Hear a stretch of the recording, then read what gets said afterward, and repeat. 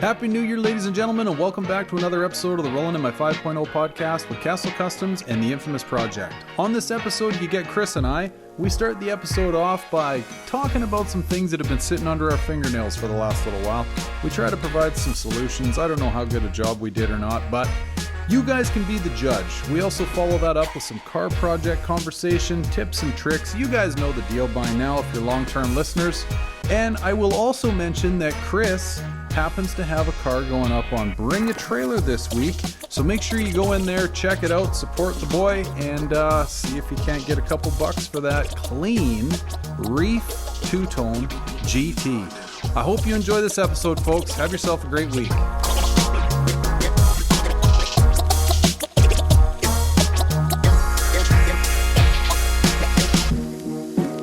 All right, dude. Let's give this a go. Folks, we're dealing with internet issues on this recording evening.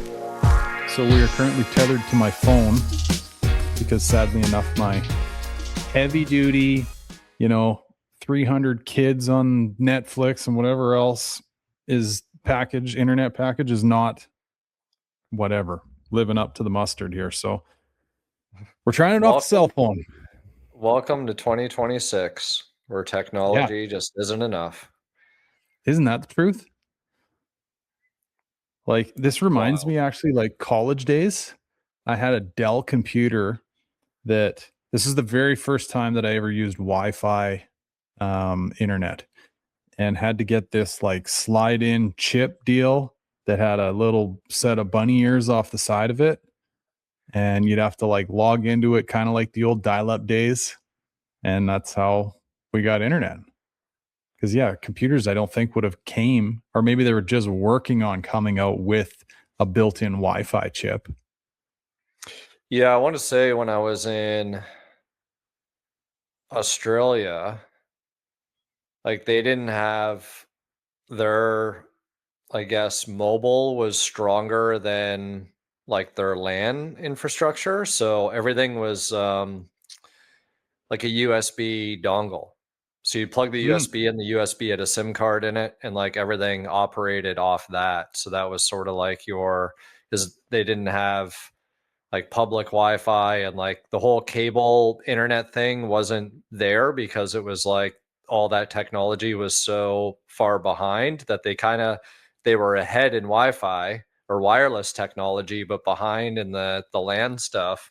And it's all been corrected since then. But it's interesting, right? Like how different places, depending where they are in that curve of emerging tech, sometimes it's like, oh, we're just going to skip, what the average is, and we're just going to go next level while everything else crumbles and falls apart. But, then a different region will be the complete opposite. So, I cannot help but think that there must be some sort of like holdback or like secretive suppression or something of Starlink. Because when you think about, how you use it, say at your place, and however many other millions of people use it, like how is that not just part of a phone now? Where you don't need the little dish out in the yard. Like there has to be some sort of ability for phones to just pick that up, but we haven't flicked the switch on it. Well, I thought they were supposed to have their own phone. Well, there's maybe another one of these, like, Elon got a call late at night and it's like, hey, if you like breathing, don't flip the switch on that phone, right? Because like it almost seems counterintuitive for you to have that thing out in your yard. Like, why would your phone just not be able to pick up the satellite? Because, there's a thing now, actually, I think so I'm with Rogers on my cell phone up here in Canada, which I believe is somehow interbred to AT&T in the States. And they rolled out this thing where if you're in dead cell zones, you can still text via Starlink. Yeah. We all got this email like, hey, it's a beta project. We're trying it out. And if you like it, after whatever month, they're going to start charging you for it, right? And anyway, I tried it a couple times, and it's usually in like highway scenarios, where you've just got that half mile of like dead zone. So by the time your text is sent, you're already back on another cell tower type thing. So yeah, I never went like way out in the bush and tried it out. But the fact that that can occur lends me to believe that there's more capabilities here for sure. Yeah, I think there's more capabilities, and it's just all of these, I guess, systems or networks working together, and all of this code to like try and make them work more efficiently. Like I know, I want to say it's T-Mobile has like, if you get the business version or the business plan, then you get like priority like data and stuff. So I guess like your speeds are less likely to be impacted. And since I'm still pay as you go, I've been pay as you go on T-Mobile for like 20 years. And like my phone works actually better in Canada on that plan than it does in the US, but like it is dog shit here in like central Texas. And I don't know if it's just because there's like overload, so I'm getting like the last little bit of bandwidth that's left in the pipe. Mm, And it's super annoying. But like if I'm out of state, or if I'm up in Dallas or something, then it works fine. But man, it's like, okay, I'm going to switch providers, and then it's going to like work okay in this scenario, and then something else is going to piss me off. And it's just like this whole vicious cycle of, I'm going to switch to this provider. No, I'm going to switch to that provider because of this and that. And like you just end up at square one. yeah, you do. Yeah. So, like, with that ability to be able to send like an emergency text via satellite, I can't help but think that why wouldn't everything, like all of your data that your phone needs, run off of that same program? But then do you run into this situation like whenever the hell it was, 1900s, where, you got Nikola Tesla going, hey, we can figure this power deal out. Everybody gets free power as much as you need. And the rest of the boys that all got their greasy little fingers in like monthly bills and everything else are like, whoa, whoa, whoa, whoa. Right? We are not unlocking this Pandora's box because, my livelihood and my family's well being depend on this business. So we're going to do everything in our power to shut you down.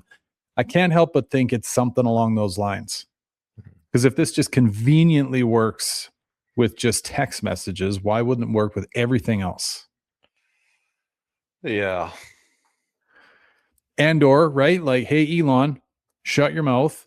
You just keep making your money off your Starlinks, right?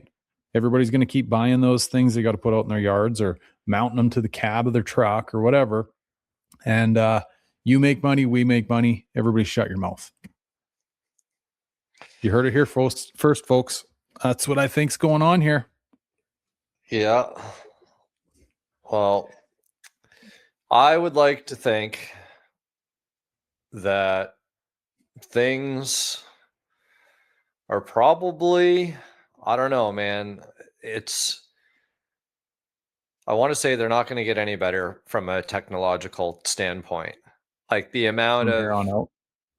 like, I love watching those AI cats more than anything in the few extra moments that I can spare. And then I see like, BJ Adams messing around with some stuff. Or whatever, people messing around in the asylum groups, and it's all like fun and whatever. But I think the whole outside aspects of that, and well, shit, I was even watching a recent episode of Landman, right? And they had like an oil convention thing scene that they were at, and the dude's like, what the fuck is that? And it was like a robot doing like all the drilling work, so essentially like replacing the landman with new Right. technology or robots or whatever. So Britt was like, is the world just gonna like, or is every job just gonna turn into a tech job? It's like, well, kind of sort of to a certain extent, aside from like the trades that people don't know how to do anymore. So I don't know, dude. It's I'm glad 2025 is over for my own personal reasons, but yeah, it's crazy. I want to I actually want to find a way to do less tech. Like if I had a New Year's resolution, like I thought about like, do I just give up Instagram? Like Instagram shit. There's no point to it. You can't monetize on it. It's, you know what I mean, not just pictures or whatever anymore. So I'm like, do I even need to use that? Yeah. Well, okay, going back to your first thing there, actually regarding Landman. So when I was in the oil field, there was a group of guys that were trying to develop, well, they actually did develop this automated unit that they called the Iron Derrickman. And funny enough, we actually just started watching Landman too. So we're in the first season, and if you may remember, like I don't know, or episode 3 or 4, where oh shit, Tommy Lee's kid gets sent up into the derrick to like pull pipe, like he's gonna run Derrickman, because Buddy got his hand smashed or something like that. So that job up in the stick like that is the most dangerous, well, more or less one of the most dangerous jobs on an oil lease, right? Because you're up in the air. I mean, if hell, there's actually, it was maybe in episode 2 where they're putting one of the guide wires, because like those rigs, when they get all stood up, they anchor them down to the ground for obvious reasons, right? Safety and whatever. But there's also a wire that gets ran off the derrick. If I remember right, I think they called it the dead man wire. And if all hell breaks loose and they have a blowout that's shooting oil and or like even worse, fire straight up in the air, that derrickman's just sitting there on a stick, right? Getting nuked. So his way out is, I think they even had a basket or something that you could jump in and like ride that wire down to the ground just to get yourself the hell out of there. Yeah. So anyway, a few different reasons as to, and you're way the fuck up there. Like there's so many different reasons as to why that job is one of the most dangerous jobs like on that whole rig. So, and what's even crazier is, sorry, I keep going on and on here, but like those guys are on a lighter duty, what you'd call like a service rig. So that rig's just coming in and servicing an already in the ground well. If you've seen like a drilling rig that's drilling the initial hole that they're going to pull oil out of the ground for, or with, or gas or whatever, those rigs are fucking enormous. Like they're, an acre and a half worth of footprint. And those guys are dealing with pipe like, 6 inches in diameter. So when you see those guys like the Derrickman reaching out and grabbing like 2-inch pipe and pulling it into the stick, there's Derrickmen on a drilling rig that are pulling like 6-inch pipe into the stick. So it just gets worse, like in that example of a drilling rig. So anyway, that guy's got a real dangerous gig. So these guys are like, well, is there any way that we could figure out how to turn that into an automated gig?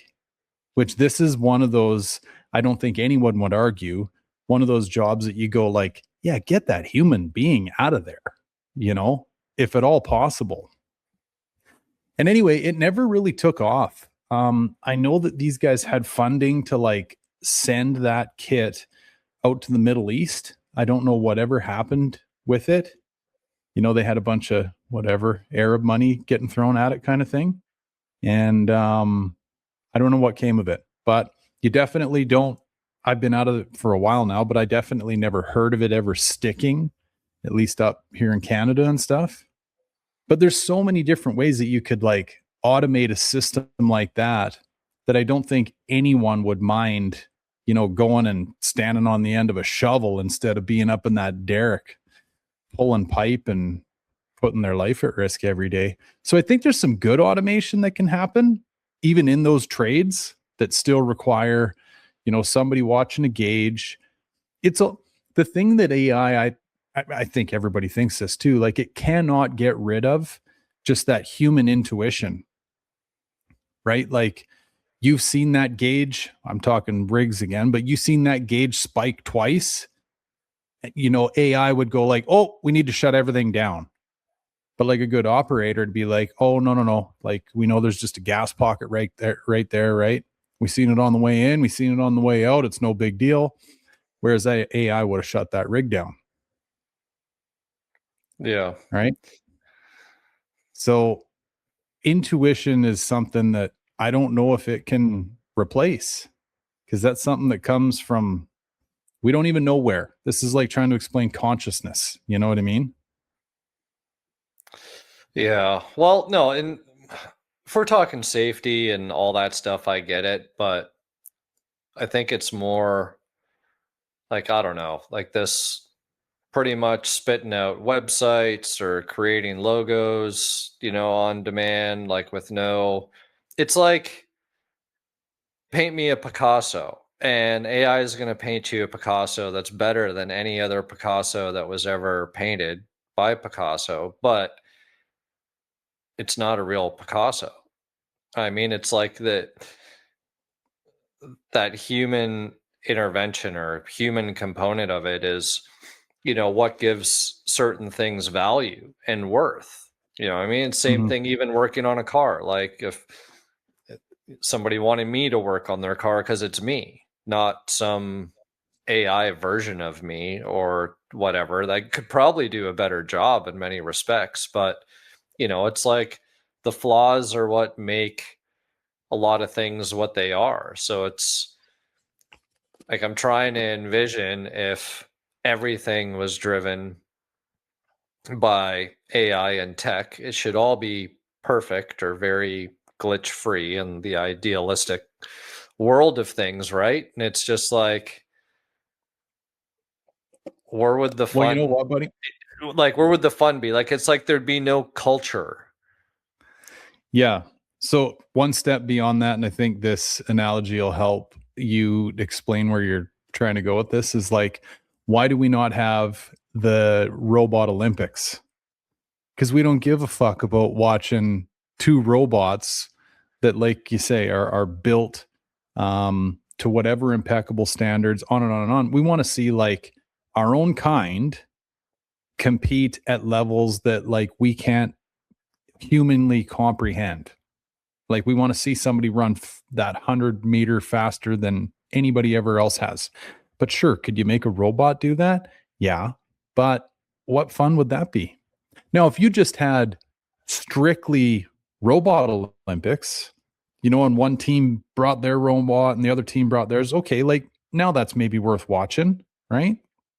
But the same goes for, say, like quarter mile drag racing. Like, do you want to see, I guess maybe it'd be kind of neat to see like somebody like John Force go up against a robot, reaction time and all that shit. But it's all about seeing our own kind do mind blowing things. Yeah. Yeah. Because Like the otherwise it's painting. sort of like, what's the point? It's like, Totally. if everything's just going to be better than what we can do, or like automated, like where's the fun in that? Like, man, how boring. Like, I don't know, it's almost like when the TV came out and people are like, oh, you're watching too much TV, and now it's like, okay, no, you're on your phone too much. And it's Yeah. like, well, what else is there going to be to do? Like, I guess you can just walk around and look at the perfectly clean streets and, you know, created rain from cloud seeding coming down, or I don't know. Yeah. Yeah. Do more meditating, maybe. Yeah. Um, I don't know. Like I think there are some times and some places where I think AI can help us do things in a better manner. But I know like any new vehicle, and I know each manufacturer's approach this at different times, but I think nowadays, like in 2025, 26, they're all kind of doing it. But this like um self assisted emergency braking systems and stuff, like I've had that shit come on when it shouldn't. And I mean, it will literally lock your seatbelt up if you don't have your seatbelt on, you're going through the window, like instantaneously. And any new vehicle, even hell, if you got something that's like 8 years old, right? Somewhere on that thing's a camera, at the very least, a backup camera. Those things always screw up. Like maybe you go through the car wash and now you got a little glitch in it or whatever. Well, you will start applying AI to those cameras where they're like receiving information where they think a car stopped in front of you or a human's there or whatever. Bang, you're dead stopped and probably causing a wreck because the guy behind you is like not expecting you to pile on the anchors right then and there. So that's going back to the whole intuition side of things too, right? And then you got people like in the middle that are like relying on this shit to. Well, it's just it. It's like relying on the GPS and relying on the whatever, automated fucking cruise control or whatever, driver assist. Do you think that there's actually some stats somewhere that we could find to show like what the number of motor vehicle accidents, generally speaking, were like 10, 20 years ago versus now? Like, do you think it's any better? Well, I think like the quickest argument that's going to come up in that is going to be there's more people on the road, right? Like this is that whole thing where, but again, Blah, yeah, blah, is blah. there any Sure, truth to that? fine. Yeah. Well, I'll do some looking while you're doing your thinking and talking. Well, just, you know, I mean, it wasn't that long ago where there wasn't even seatbelts in some cars, right? And then, 60s? you know, I moved the Corvette around the other day and I literally like started it up, drove it around, got it to the other bay and started, they had put the shackles in upside down, whoever assembled that. So the rear was sitting up like 4 inches higher than it should be. So I'm like taking apart what is like the most basic automotive technology from back in 1958 and just kind of like laughing to myself.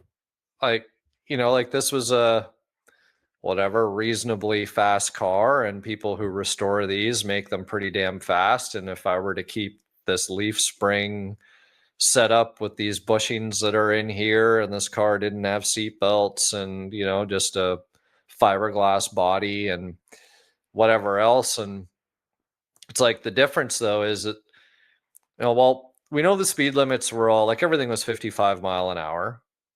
Mm-hmm. Now we got posted 85. So we're moving exponentially faster in some respects. Now vehicles are also that much safer, but is the safety offsetting the speed? And is it the old speed kills slogan that we grew up hearing our whole lives? That it's just sort of like we're not improving, we're just replacing. So like if I were to guess, I'd say there's just as many accidents as there were back in the days. There's probably still as many fatalities as there was back in the day. Okay, I got that stat for you actually. So the amount. So before you say it, so you can tell me I'm wrong, okay, or whatever. But I still like to think that I'm right. I feel like we need to make things safe because we're driving faster. And therefore, when you're hitting stuff faster, you need stuff to be safer because you'd definitely die if we were all in 58 Corvettes on the road driving the current speed limits. And then all this automated stuff of like being distracted. Like we're not shifting gears. We're barely pushing on throttle pedals or turning a steering wheel anymore. Like the car is pretty much doing it for you. So that's like, oh, well, I might as well be on my phone or not giving a fuck or not paying attention. I don't have to shift gears. You know what I mean? So it's like, it's just a trade-off is what I feel like. Yeah. But anyways, I think I'm you're curious. It entertained me because that's just me ranting in what I want to believe without having done any research on it. Okay, so the question I asked it, how many motor vehicle accidents occurred in North America in 2010 versus 2020? So it's pulling data from the United States, according to whatever outfits crash stat reports. There were 6.5 to 6.8 million police reported traffic crashes in 2011. 2020, there were 5.25 million. So less. That was during COVID, though. No one was driving. Well, that's actually a good little in read there, bud. Yeah. Everyone was at home. People didn't report the accidents because they were scared they were going to catch COVID and die. Good point. Okay, let's see if we can get this thing to go compare 2010 to 2024. Sure. Because, yeah, you're getting more into the reality of things in 2024, right? Okay. In 2010, oh, buddy, now you might be correct. In 2010, now they're doing fatalities. There was 33,000 fatalities on U.S. roads. 2024, there was 39,345 fatalities. More deaths. I don't know if it says just accidents. How about something from like 2000 when like before, like we would have been on MapQuest still. Get your head around this. They did pull stats for Canada. In 2010, there were 2,238 fatalities. 23, there was 1,964. What a stark contrast, hey? Yeah. 30 some odd thousand to 2,000. And obviously population plays into that, but okay, sorry, what was your next one? See if there's stats for like the year 2000. Okay. Motor vehicle. Like when manual door windows might have still been a thing. Reported in 2000.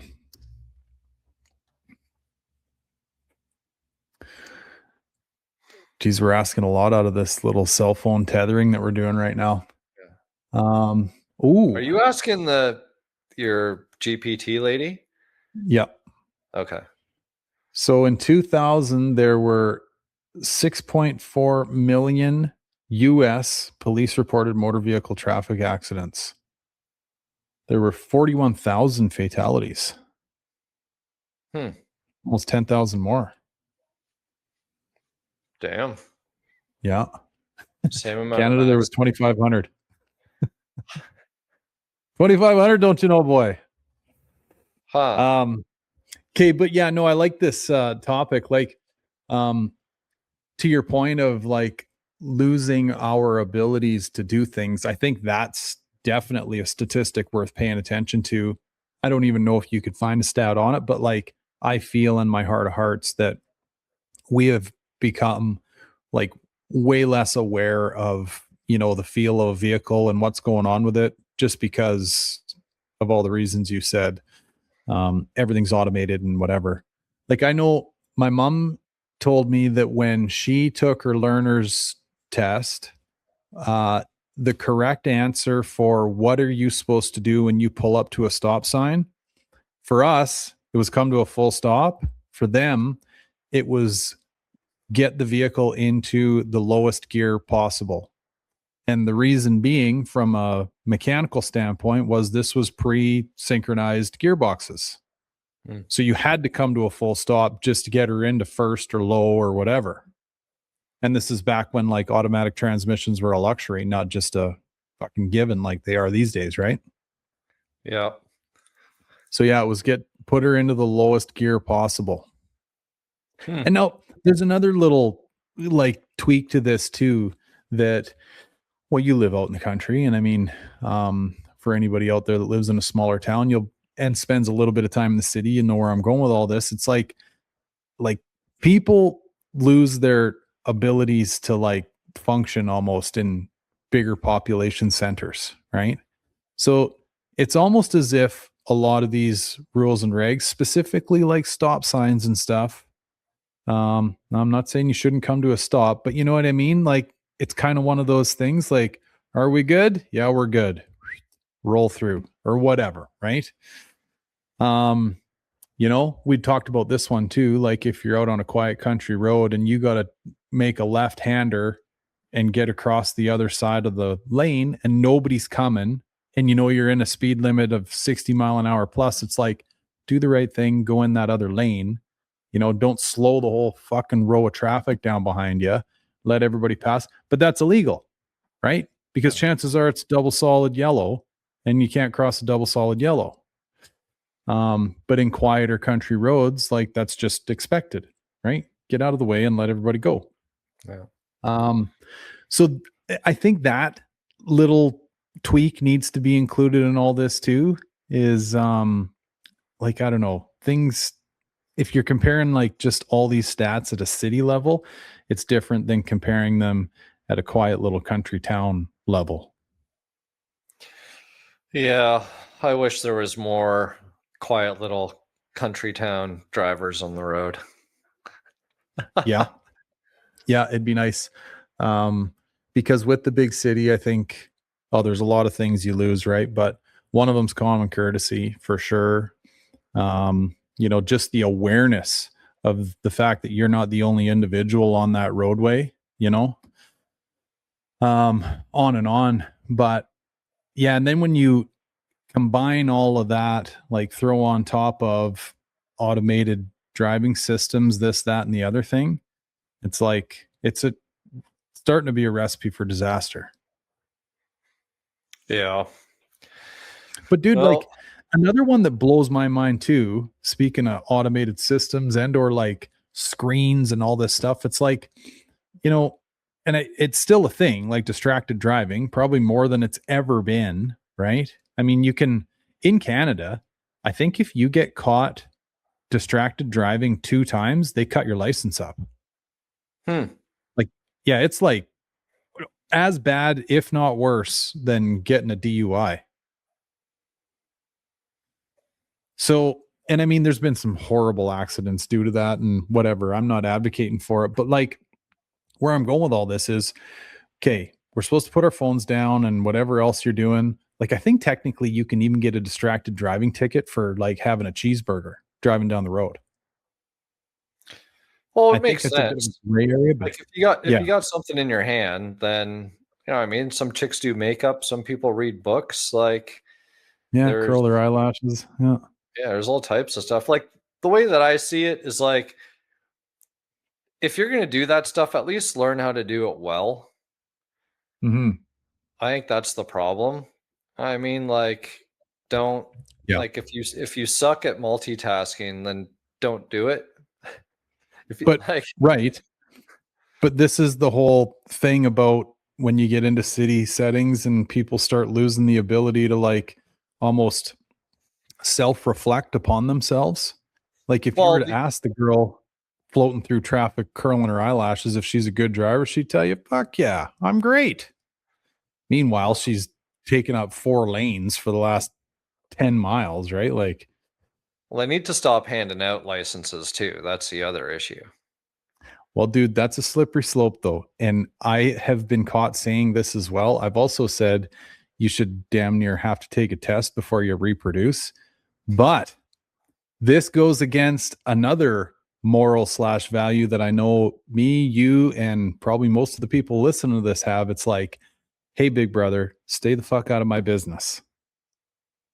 So how do you merge those two worlds? I agree, but like, you kind of got to look at yourself and be like, who are we to police it all? It is a free country, allegedly. But, I think it's one of those things of what is the term? It's like everyone's getting put into the same bucket, or not everyone. Either everyone's getting treated like equally when they shouldn't be, or the other way around. Everyone's getting treated differently, even though it should be like they haven't. A lot of these systems are so archaic. Like all of these people that are coming into Canada or whatever, into the US or wherever it is, like they need to revisit which country's driver's licenses should be able to transfer without issues. Yeah. Like, especially where English is not a first language.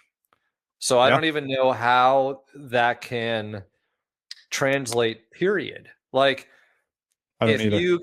if you come from a country that English isn't the primary language, and you can go to Canada and transfer your license for license without a test, how are you ever the fuck gonna read no right on red?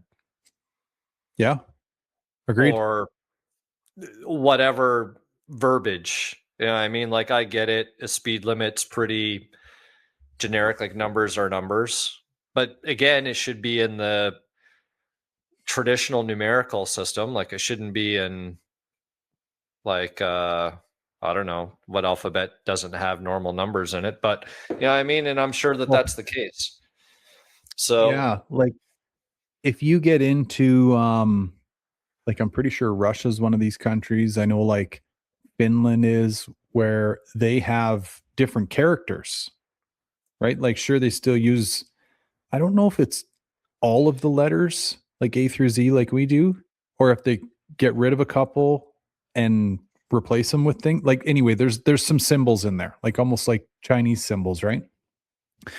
And why I bring that up is I ran into this gal, so from Russia, and nothing against any of that or whatever, but like this woman could not speak English. All she knew was Russian. And she had the translator, which is kind of a neat feature. But like the first thing that went through my mind is I'm like, how did you like fill out any of the paperwork to even get here?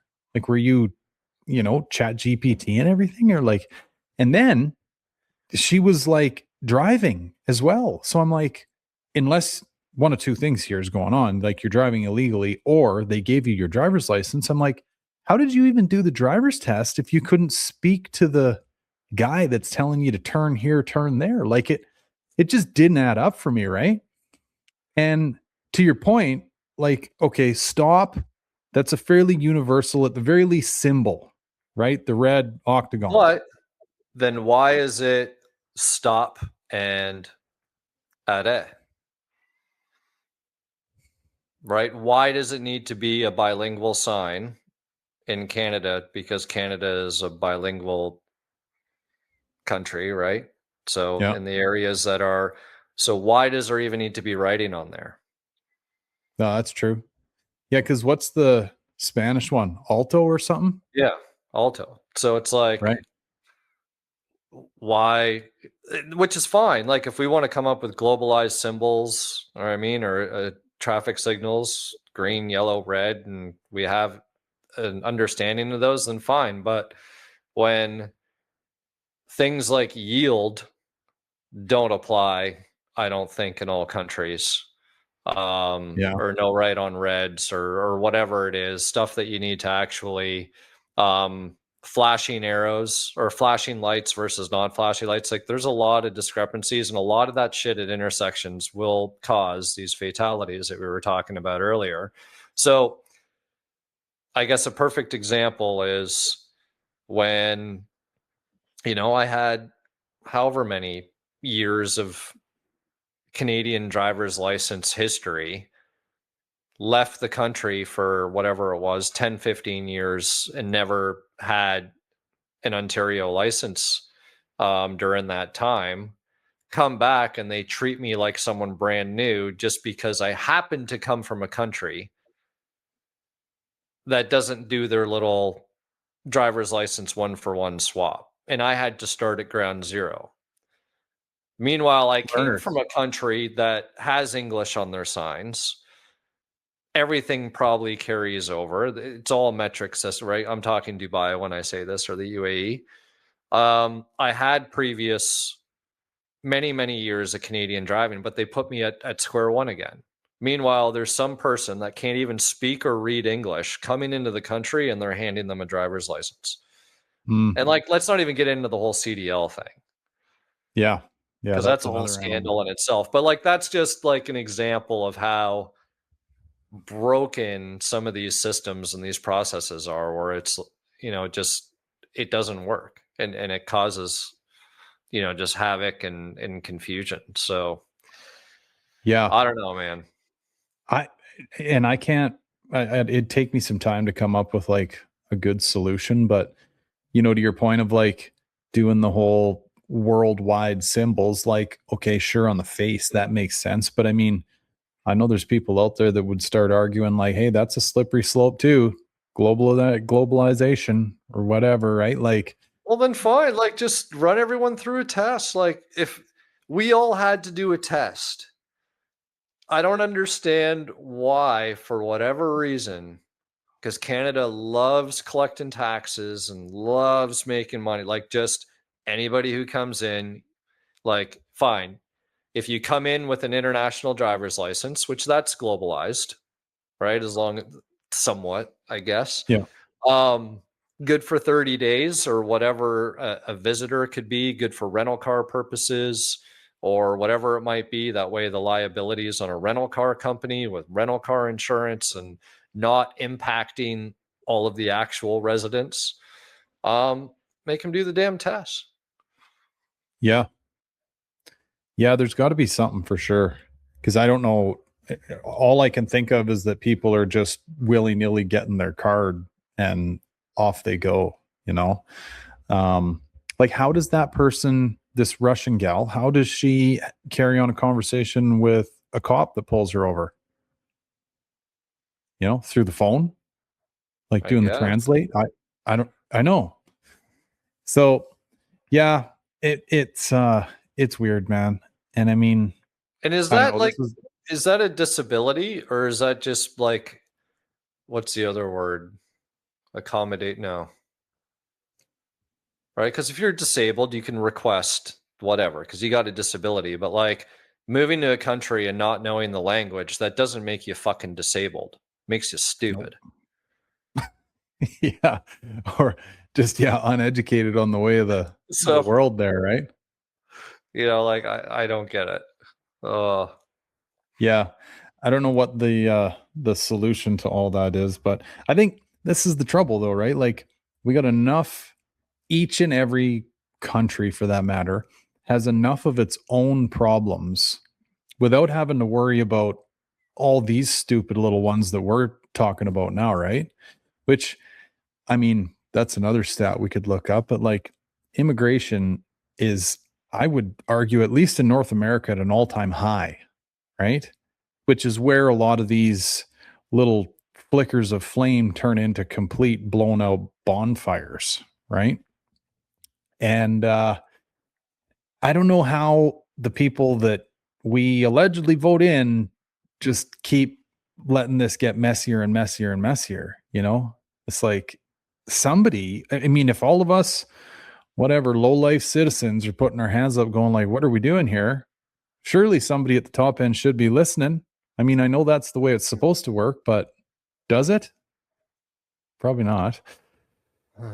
Um, yeah, I don't know, man. It's goofy. Or is the agenda to just keep going down the automated road even further, and then you won't have to worry about driving yourself anyway? You know? well, yeah, maybe. Like, so back to a statement I made earlier about like quitting Instagram. I was kind of thinking like, to not to try and like turn off the noise and the bullshit and the stupidity that like being on like on social media, generally speaking, adds very little value to your life or to you as a being. Like it's a good way to waste time. It's a good way to like whatever, take a little relax or whatever. But like, if you're getting into your deaths or whatever it might be, or just seeing like a lot of this generated shit that you're questioning, is this for real? Is this not for real? Like that isn't even worth my time trying to decipher.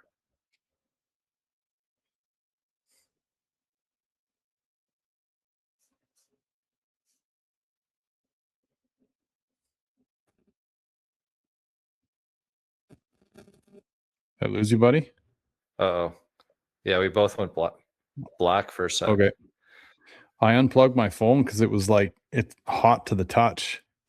You Oh. died right after. Okay, I think we're Uh, back now.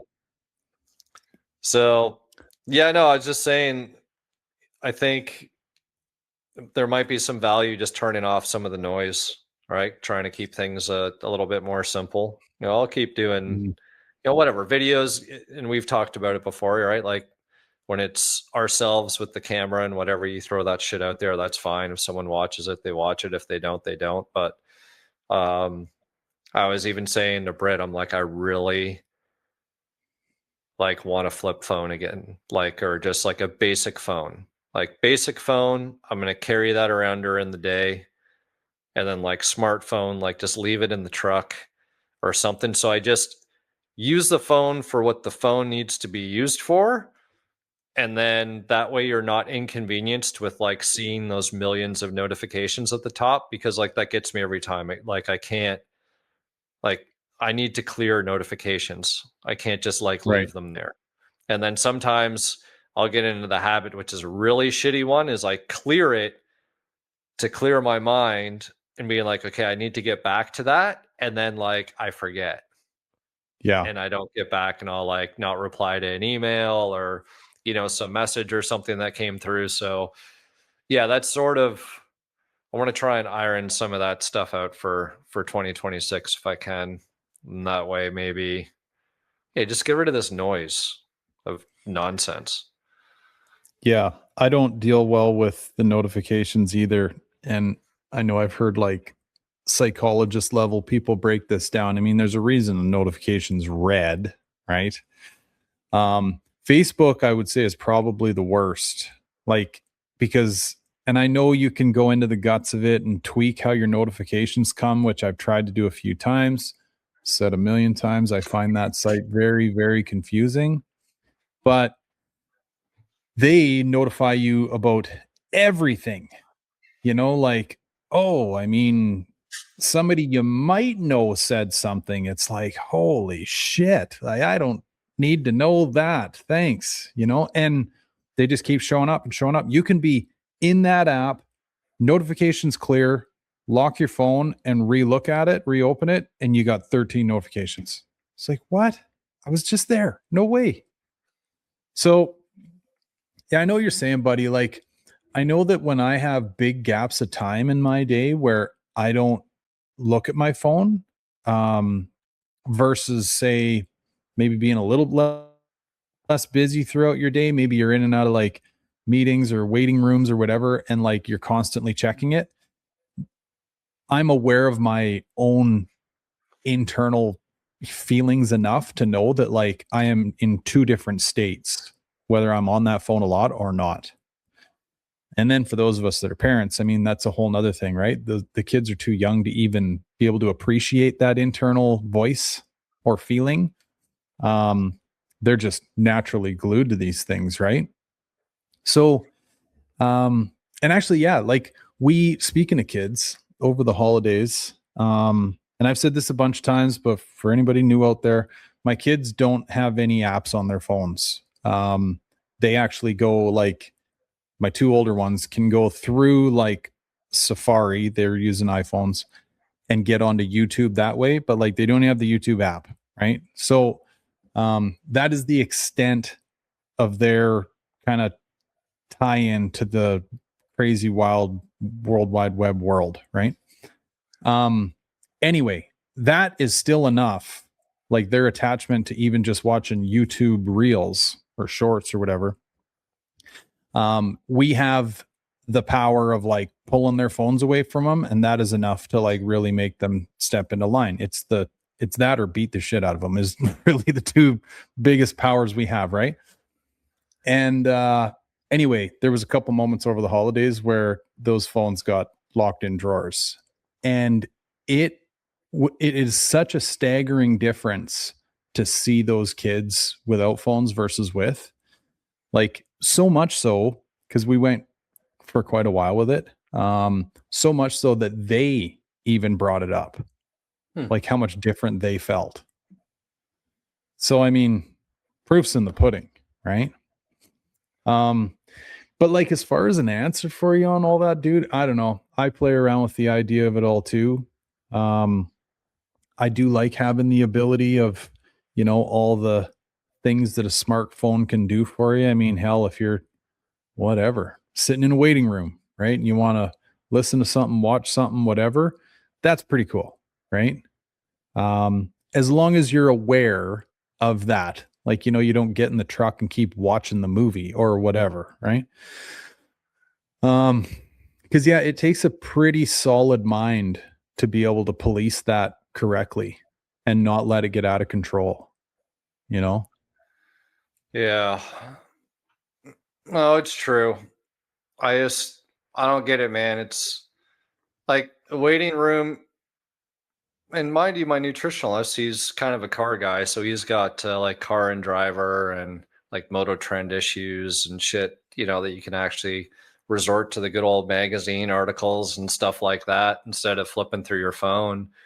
Um, but it's just sort of like that whole, like, okay, well, if I'm just in a waiting room and I'm going to catch up on these emails or do whatever research and stuff like that, it just goes to show like how squeezed we are for like trying to be efficient, because like that wasn't the way the world was before. Like this Amazon Prime instant next day mentality. I mean, like you talk about it all the time, like mail order your credit card, order your body kit or whatever, and then wait Yep. weeks while it comes from the US or whatever, like Columbia House or BMG, like ticking off the shit and waiting for your CDs to show up. And when they finally showed up, you're like more excited than anything. Like, Yeah. like things But still everything's got done. trended that way, right? Yeah, like Like, like everything still got done though. That's the crazy part. Like people still got to where they needed to go. The world still fucking worked. And now it's like kind of going back to the analogy of the fatalities or accidents in cars. It's like, are we really that much more efficient? Or is there just more bullshit and fuckery going around with like, delays and supply chain and systems failing or not being able to get a hold of someone or an automated system failure or like, but it's sort of made up for the quickness that we get out of Amazon. I don't know, dude. I yeah, honestly, I don't, the juice isn't worth the the squeeze that's squeeze. gone into the evolution that we've seen. Like that's what I guess my very long rounded way of coming to the conclusion that none of this I feel like has great benefit or great value at the end of the day. It's not Yeah. exponential. The technology is exponential, but the result and the, like, fuck, we haven't cured cancer. We haven't fucking, you know what I mean, solved starvation in the world or poverty or any of the main, like all those things still nothing's changed. Yeah. But see, when you compare, I got to think of a really good way to do this without getting lost in my words. But when you compare, say, that car and driver mag in the waiting room, and how much time that you would spend flipping through, say, a 2.5, 3 page article. And then in a magazine, from a magazine's perspective, there's only 2.5 pages of area to write slash advertise on, right? So let's say that took you 10 minutes, 15 minutes to read that article, right? Then you cross compare that with 10 or 15 minutes of death scrolling through your phone, right? With this now instantaneous want or need that we have. Like, how much more time you had to absorb advertisements and little things like that.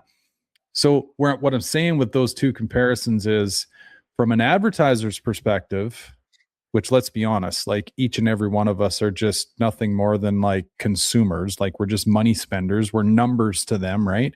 How much more shit can they buy? I think this is why the world's gone the way it has, because they went like, well, we can cram 300% more advertising into them through death scrolling than we can through magazine articles. And therefore, where's our money best spent? Yeah, but what? Okay. So from their Marketing. perspective, No. But hold on. all I this think is good. But yeah. I think people were forced into that model because print died. I would be curious, and we could keep it automotive, if we found a vendor that's been around pre like magazine prime day era versus now technology, death scroll era, and ask them how much spend did you have to do in print advertising back in the day? What type of revenue sales were you making off print adverts versus now the digital spend that you are spending and the conversion? Now you take all of the bullshit at the high level that has come with the transition from print to online, which when I say that means supply chain, maybe the way manufacturing's done, reduction in quality, quantity versus whatever, this whole, shift in the way that the world has gone with all this tech. I would still argue that is it different and better maybe in some regards? Okay, but was it worth this complete? Are we light years ahead in this upside down change that we've done? Yeah. I know where you're going with that, buddy. I think it's like if you ask us this question where we are not part of a business that's trying to cram advertising down people's throats, so on and so forth. So we're looking at it from like the personal perspective where it's like, am I any more relaxed now than I was, say, 20 years ago, thumbing through a magazine? The answer is no, right? I was way more relaxed back then. But then flip that around and take it from like the advertiser's perspective, not the advertiser, but like the product pusher's perspective. And I can't help but think that they've probably like 10x the amount of shit they move these days versus back then. And I don't think that they're all that concerned with the 10x with 10x more overhead. No, that's true. That would be an interesting stat to see. So, Where, so yeah, that's what I mean. A and you got B. Now you're spending like A to the nth degree, and you're still getting B. And when you look at the cost versus how much shit you move, that's what I mean. That's what I really want to know, because during the whole transition, and still companies still don't understand, a lot of them, where to put their money for marketing. Like, is it influencers? Is it Google ads? Is it, pop-ups? Is it this or is it that? How do they track it?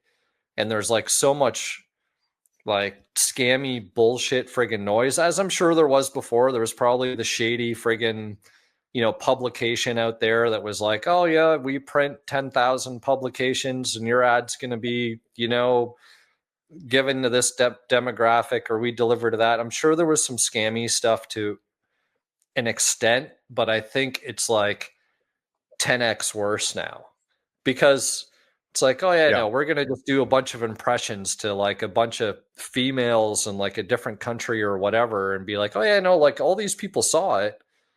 Like, no, unfortunately nobody purchased it, but you got the views. You know what I mean? And some people aren't smart enough to break it down and look into all the metrics about it. But I just feel like, going back to that magazine article that you referred to earlier, which I think is a lot of things now. They talk about like there's shorts, like YouTube shorts and these reels and these TikToks that are all like whatever, 15 seconds or whatever, which is like the new attention span of humans. And you think of all of that surface level, like, it's almost like the saying, a jack of all trades, master of none. But like, what would be the 10x version of like I know so much, but I really know fuck all. Like I know 15 seconds worth of information about a topic that you need to do 4 years worth of school worth of research on, but now I think I'm an expert. And that's what everyone is fucking thinking that they're becoming, versus somebody that had to read the magazine article, read a page and a half to 3 pages about one car, and now they know everything that was described in that article about one specific car, and it took 5 minutes to read the article. Tell me how you could translate that to a 15-second video and tell me you know that car just as well as that article that you read, if provided you can read. Yeah. Like the immersiveness. You know what I mean? It's like that truly knowing and understanding something. And I'm not saying that that needs to be the whole thing, because like that'd be very archaic, but like we're losing the balance. I feel like, you know, the pendulum shift is just going to the point of like, does anybody know anything about anything? Or everybody's just superficial experts about fucking nothing. That's why, like, you can't, you know, believe the wife comes up to me about like, oh, so-and-so says blah, blah, blah. I'm like, well, who the fuck is so-and-so? Oh, well, there's, you know, they've done research or whatever. And it's like, okay, well, what type of research? Because anybody can get themselves fucking published these days. I can go write a book tomorrow. I can be published tomorrow.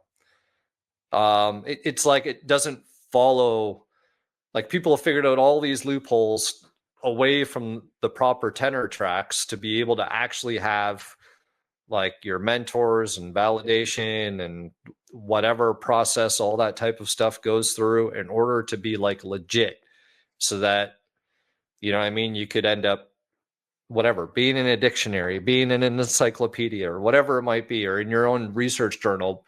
And then, you know, like Wikipedia came out and people started knocking that because it was just like, oh, well, that's just a gathering of, you know, nobody's information. Anybody can add to that and like whatever. But like now it's, again, 10x worse on top of Wikipedia is like the level of information that's out there being shared with people. And now it's information that's not even created by people.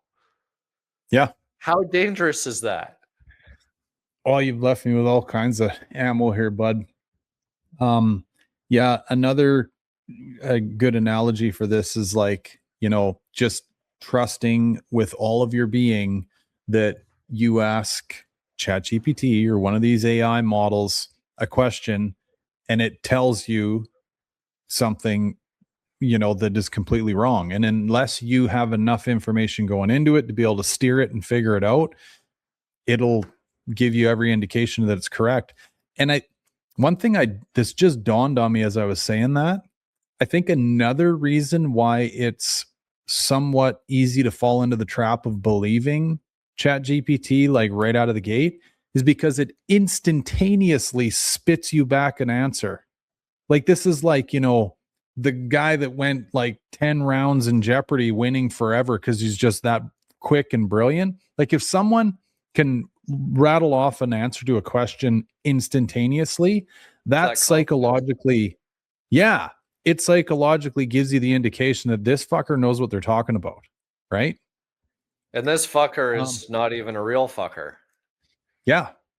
Yeah, it's just gathering intel. I wonder how well, I'm sure it's out there, right? Like bots for like dating sites. It's like, I wonder how well some of these bots work on people, because I know there's lots of like that scammy shit that goes on online, but I'd be like curious to know like how smooth could Enrique ChatGPT be with the ladies, or vice versa. Well, I've seen and had sent to me some of these I don't even know what AI model it is or whatever, but it's like, you know, you sit there and talk to it and it talks back to you. It's actually quite staggering to watch these conversations go back and forth, because just like you and I, Like if you've got something to say halfway through my sentence, like it stops and acknowledges that you've said something else. Like it's just like having a conversation with a human. It's pretty wild. So I'd like to think that these bots are probably damn near like convincible beyond belief. Well, and the But problem again is you get all these dumbasses on 90 Day Fiance or whatever it might be that quite literally fall in love with people that they've never met.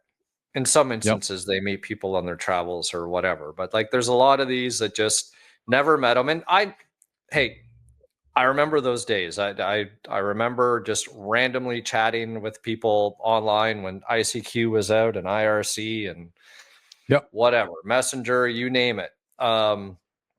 And it's like that whole, I mean, like you can develop feelings for the way of context and writing or whatever. And it's like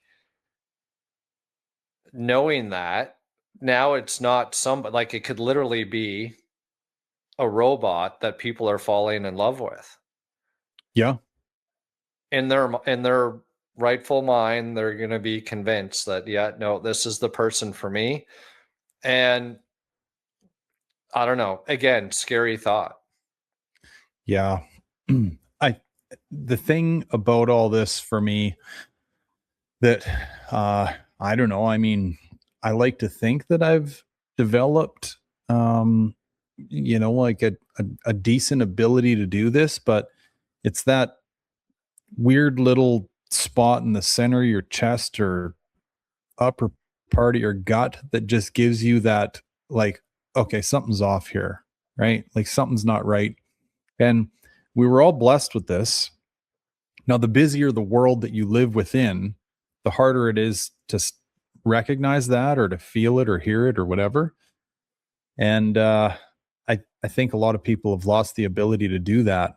Now, you brought up how a lot of this stuff is being spewed out in video format by like even an AI created human being that's presenting the information. Funny enough, I caught one of these the other day where uh, I most definitely fell for the thumbnail, but like probably inside of about 15, 20 seconds into the video, I'm like, no, this doesn't track. It doesn't line up. It doesn't whatever. And it wasn't so much the information or even like the way that the AI created individual moved. It was just that I've heard this individual in what I would consider to be live format speak enough to know that they wouldn't have said that or they wouldn't say it that way or something. But there's actually a video going around right now. I don't know enough on it to speak on it, so I won't. But it's apparently like caught and like spun out of control and actually started like tweaking worldwide markets, the silver market of all things. Yeah. Hmm. And it's nothing more than an AI created individual on a video just spitting all this bullshit out. And yeah, like legitimate people, or at least what others would classify as a legitimate person that typically presents good information, bought in. And again, I don't know enough about it. So maybe there's some truth, maybe there isn't. I don't know. But to the point I guess we're trying to make is that like that's only going to get better and harder to distinguish between the real person, the real information, the real whatever. Um, I know like when you said like somebody can read an article and then put together a 20-second video and sound like the expert on it. I mean, and maybe in some dimensions they actually are because if the information that they absorbed was solid, thoughtful, and well put together information, and they were just a really good presenter of it. Okay, I mean, they know it, they said it, they whatever. Now, can they expand beyond that? I think for me is the $1,000,000 question, right? Like, can you tell me what you just said and what it means? And or can I ask you questions on what you just said, and you can intelligently communicate with me how this all works, right? Because I mean, there's I'm sure millions of people out there that actually I seen a guy the other day doing like kind of catching on one of the Foxbody trends of like, I think he started out by saying like these are one of the ugliest cars ever made. But then followed it up by saying like, I bet that's what you thought in the 90s, but how about now, you know, compared to this and compared to that. And, you know, he's sort of done that AI thing where he overlays his face on like the picture of a fox behind him. And surprise, surprise, this thing's grabbing, right? Like people are coming into it and watching it and liking it and whatever, commenting. Is that a guy that you'd want to go to if you got a no start scenario in your Foxbody? I say like 9 times out of 10, probably not. However, the way he's presenting and everything else, you know, like I'm sure there's people out there that have somewhat lost the ability to feel that little pang in their guts if something feels off. Go like, I'm going to call this guy. He could probably help me with my no start scenario. Yeah. It's crazy, dude, you know? So yeah, Spidey sense on all this stuff is more prevalent now than it's ever been. Like you really, really got to be on your game. You got to be paying attention. And, you know, funny enough, man, I was having this conversation last night with my middle gal, Abby. She, funny enough, has come to me with a handful of questions lately where I'm like, you're impressing me, kiddo. Like very, very curious and thought out. You can tell she walking home from school or whatever, like she was doing some serious thinking that day, right? And anyway, I went on one of my long-winded rants, as I'm pretty good at doing, and but circled back with her at the end of it all, and I said, you know, out of everything that I just told you, if there's nothing else you take away from this, I'm like, stay curious. Like you have to stay curious. Okay. Like no matter what, even if you've thought a certain way for every year that you've been on earth, you still need to be curious about that thing. It's actually, from what I remember from science class, that was what fucking science was, right? Is never give up on trying to disprove what you just proved. And it's that I'm trying to like instill in my kids, because the last thing I want is just a bunch of fucking lemming robots, you know, walking off the cliff with everybody else. It's like, why are we all walking off the cliff here? This seems like a shitty idea. Yeah. Curiosity is the answer. And we were all blessed with it. Hell, I mean, I think even like imagine the just dumbest, blankest, densest individual that you possibly can. I'm sure when that kid was maybe way back, like 1 or 2, they were curious. Like we're born curious. Somewhere along the way, they lost it. Some of us are blessed to be able to keep it, right? And curiosity can paralyze you in some regards. You'll overanalyze things to the nth degree. I do it all the time. But being curious is key, right? With everything.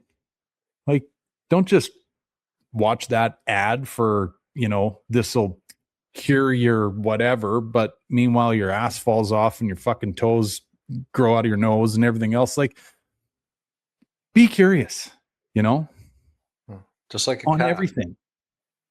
What's that? Just like a cat. Totally. Yeah. Be a damn cat, right?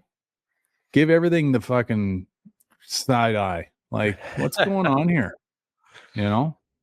Well, dude, that and like, okay, now that we're an hour and 15 minutes into this, we should try bringing it into some car shit. But like, it's like solving problems with cars too, you know, like, you get so ingrained, which you can kind of like metaphorically parallel that with, I don't know, death scrolling most of your day away, right? And then you've got to solve like an actual life problem later on in the day, and you're like, I don't even know how to do it because you just melted your mind away all day. Well, if you work on a problem all day long, banging your head against the wall, whatever, the best thing you can always do is sit down.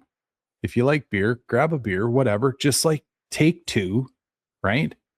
And be like, okay,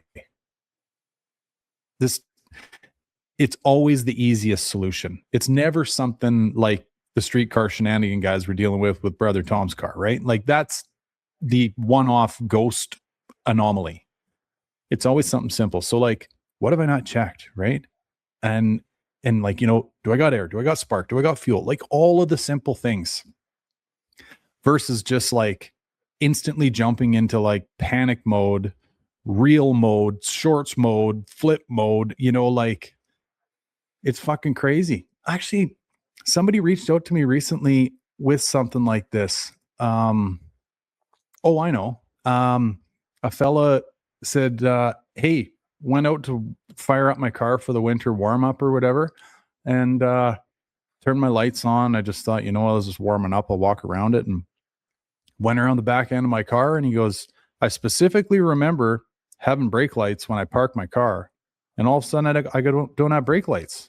Like, what's the first thing I should check? And I'm going like, oh, like you kind of instantly go into hard thinking mode, right? Because you're like, no way it's a bulb or what, like shit like that.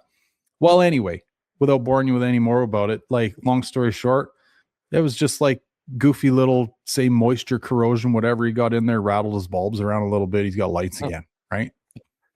But it's shit like that, right? Where you could have been pulling the harness apart, right? You're under the dash, like digging. It's like, no. Simple, right? Quiet your mind, quiet the world down. You'll figure it out. Well, hey, I had a no start issue today, and it was just no fuel. No fuel moving anywhere, like no pump. No, like the fuel tank was empty. The gauge read, and like it was it was a brand new fresh motor, and it fired right up first crank. I'm like, fuck yeah, that's good. No leaks. And then just as I'm like trying to like hook up the timing light and stuff and get the timing dialed in, it stalls, and then it won't, just cranks and cranks and cranks. I'm like, well, what the fuck? And then I like checked the gas fuel gauge, and then I went to the back and I like gave it the old tap. I'm like, there's not a drop left in this thing. Pretty hollow. Yeah. So yeah, got to keep it simple, stupid, right? Yeah. It's funny, like in those situations, which it's the last thing any of us do, right? You're instantly in like solution mode. But like if that happens, you should just go, coffee time, right? Like I'm going for a drive, I'm doing whatever, because this could get ugly quick. I could have this whole thing tore apart, and meanwhile, tank's empty. Yeah. Right. Well, I had that on another car yesterday, right? Because I did I swapped injectors over on this motor, and put everything, intake was back on, and it was like one of those like Edelbrock intake manifolds, and they run like a little stud in the corner, like that you got to put a nut on, and for whatever reason no one had a nut on there because the casting was too close to where the stud came. So I'm taking my time getting the Dremel tool out and actually get a nut on this thing, so I'm feeling good about it all. It was like brand new injectors, brand new O-rings, and bumped the key forward and fuel just pissing everywhere out of injector number one. Oh, And I'm like, is this thing like fucking cracked open or like what? And I was like, same thing. I'm like, you just spent all that time getting the intake back on, and like injectors are pretty, I don't know, like foolproof. I mean, especially with new O-rings. It's like, you shouldn't really have shit to worry about. And like, yeah, I'm gonna take a break, and so of course I go back and I'm trying to look, and it's like, okay, it's actually pissing out of the top O-ring, and I'm like, man, do I have to take this upper off?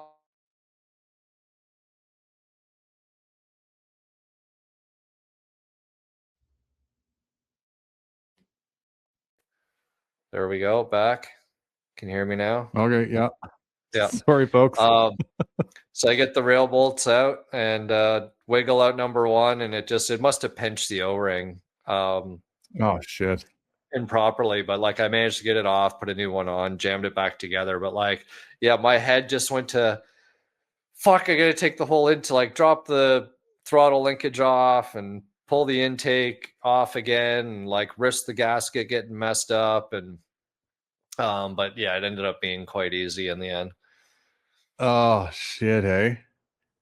Yeah, these that I've always said, like, one of the best parts about having an automotive hobby in your life is it will humble you, right, on so many different levels. And like, maybe there's even a book out there somebody's written. If there's not, there should be, like, just how working on stuff and going through the ups and downs and the emotions of it all, and the thinking too, which, going back to our first hour of, how we're all kind of just turning into soupy, lumpy messes of whatever, just existing.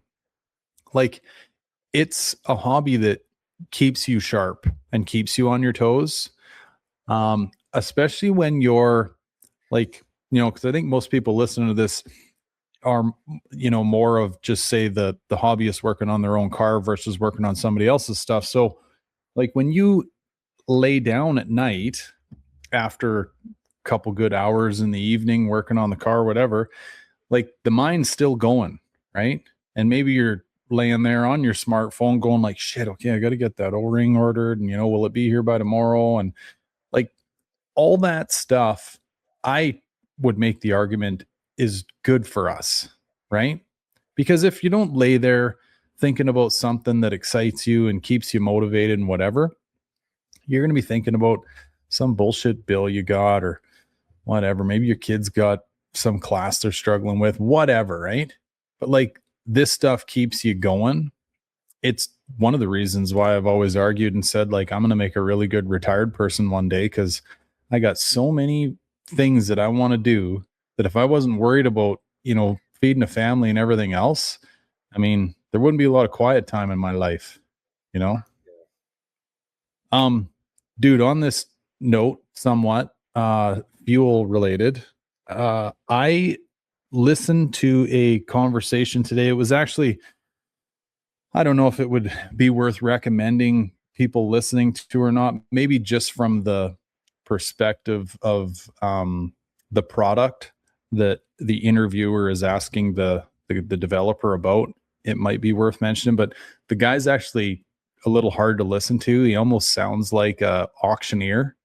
Like, he's so, like, radio voiced over the top, and always trying to, how that radio guy will, like, always try to, like, come in from this angle, but then he's always introducing the guest. Like, it's that sort of 80s, 90s interviewer kind of thing. It's tough to listen to from that side of things.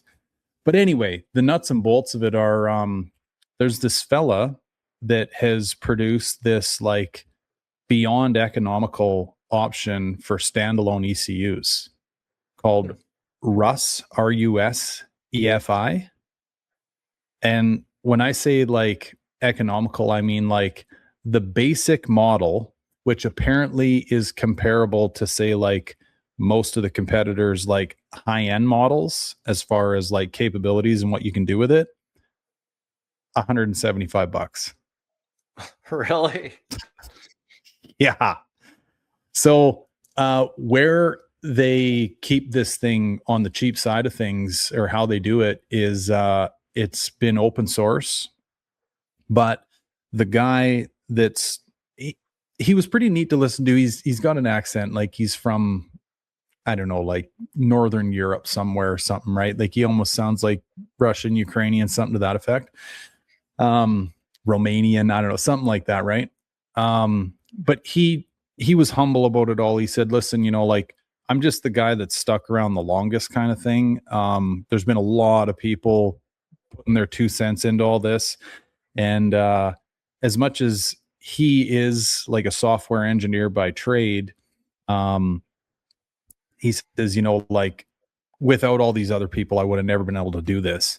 But he, through his background, education, whatever, feels that he's a pretty good guy to vet those that are going to contribute to the open source aspect of this thing.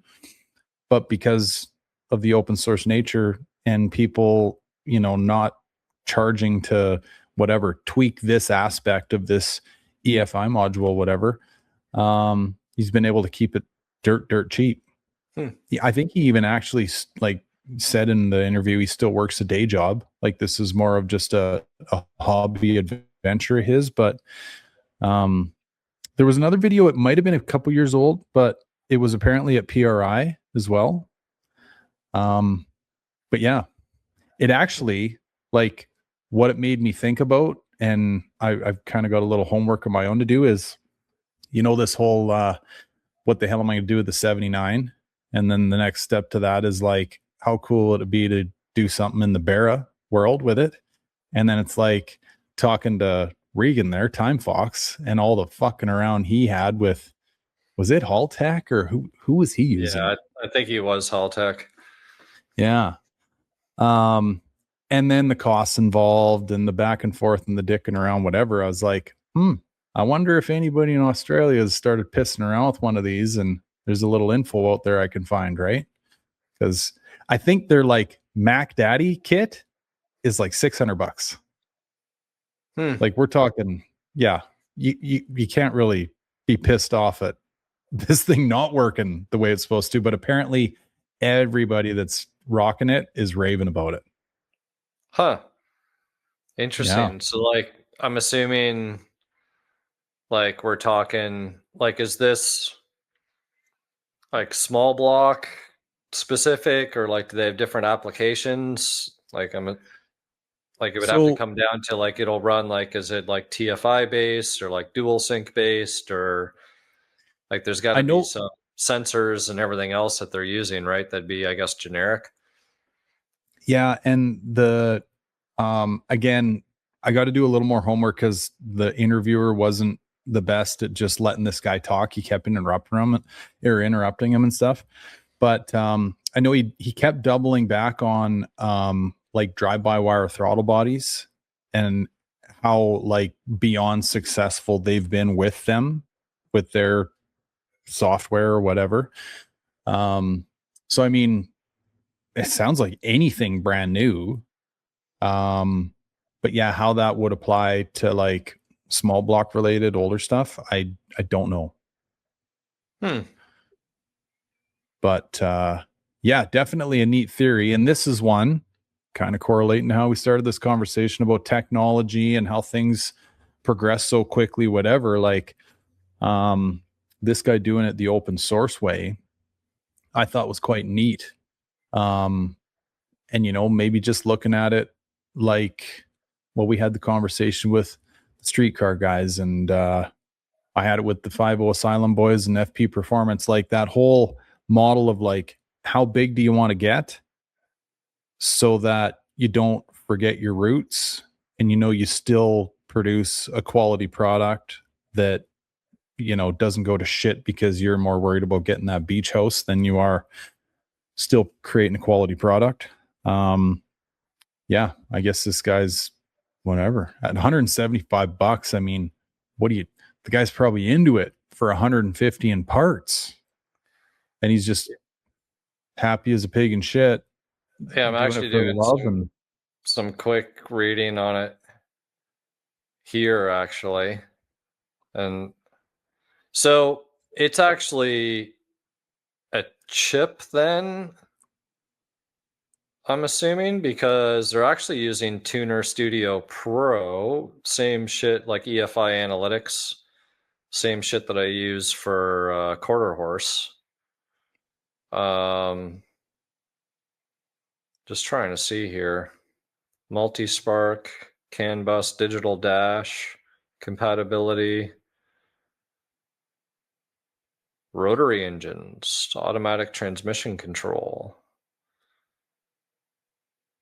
So yeah, I'm wondering if it's just really like a glorified chip, gives you way more like Like maybe you can get more inputs into it or whatever, and like get more control over everything, if that makes sense. It's sort of like how when you were trying to do your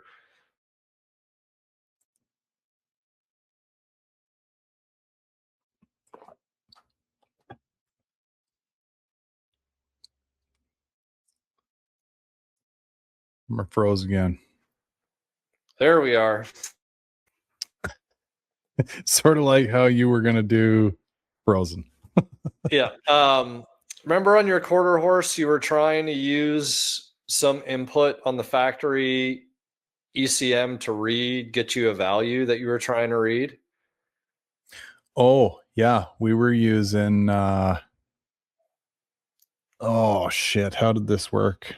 It was for my. Oh Christ!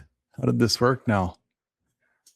Like I want to say you were trying to do something math or map related, or there was something in one of those sensors or something or reading where you're like, oh, well, we don't need that. So we hijack that to try and feed a signal and use that as an input to get a data value so that we could read shit. So I'm wondering if this is sort of like that, where it would give you a bunch of like add-ons. Oh, yeah, it was air fuel. The only downfall technically is you're only reading like one of your duals, but air fuel got backfed into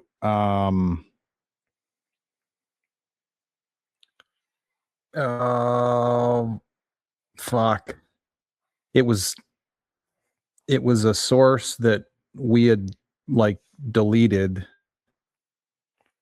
Fuck, that'll come to me probably when you start talking again.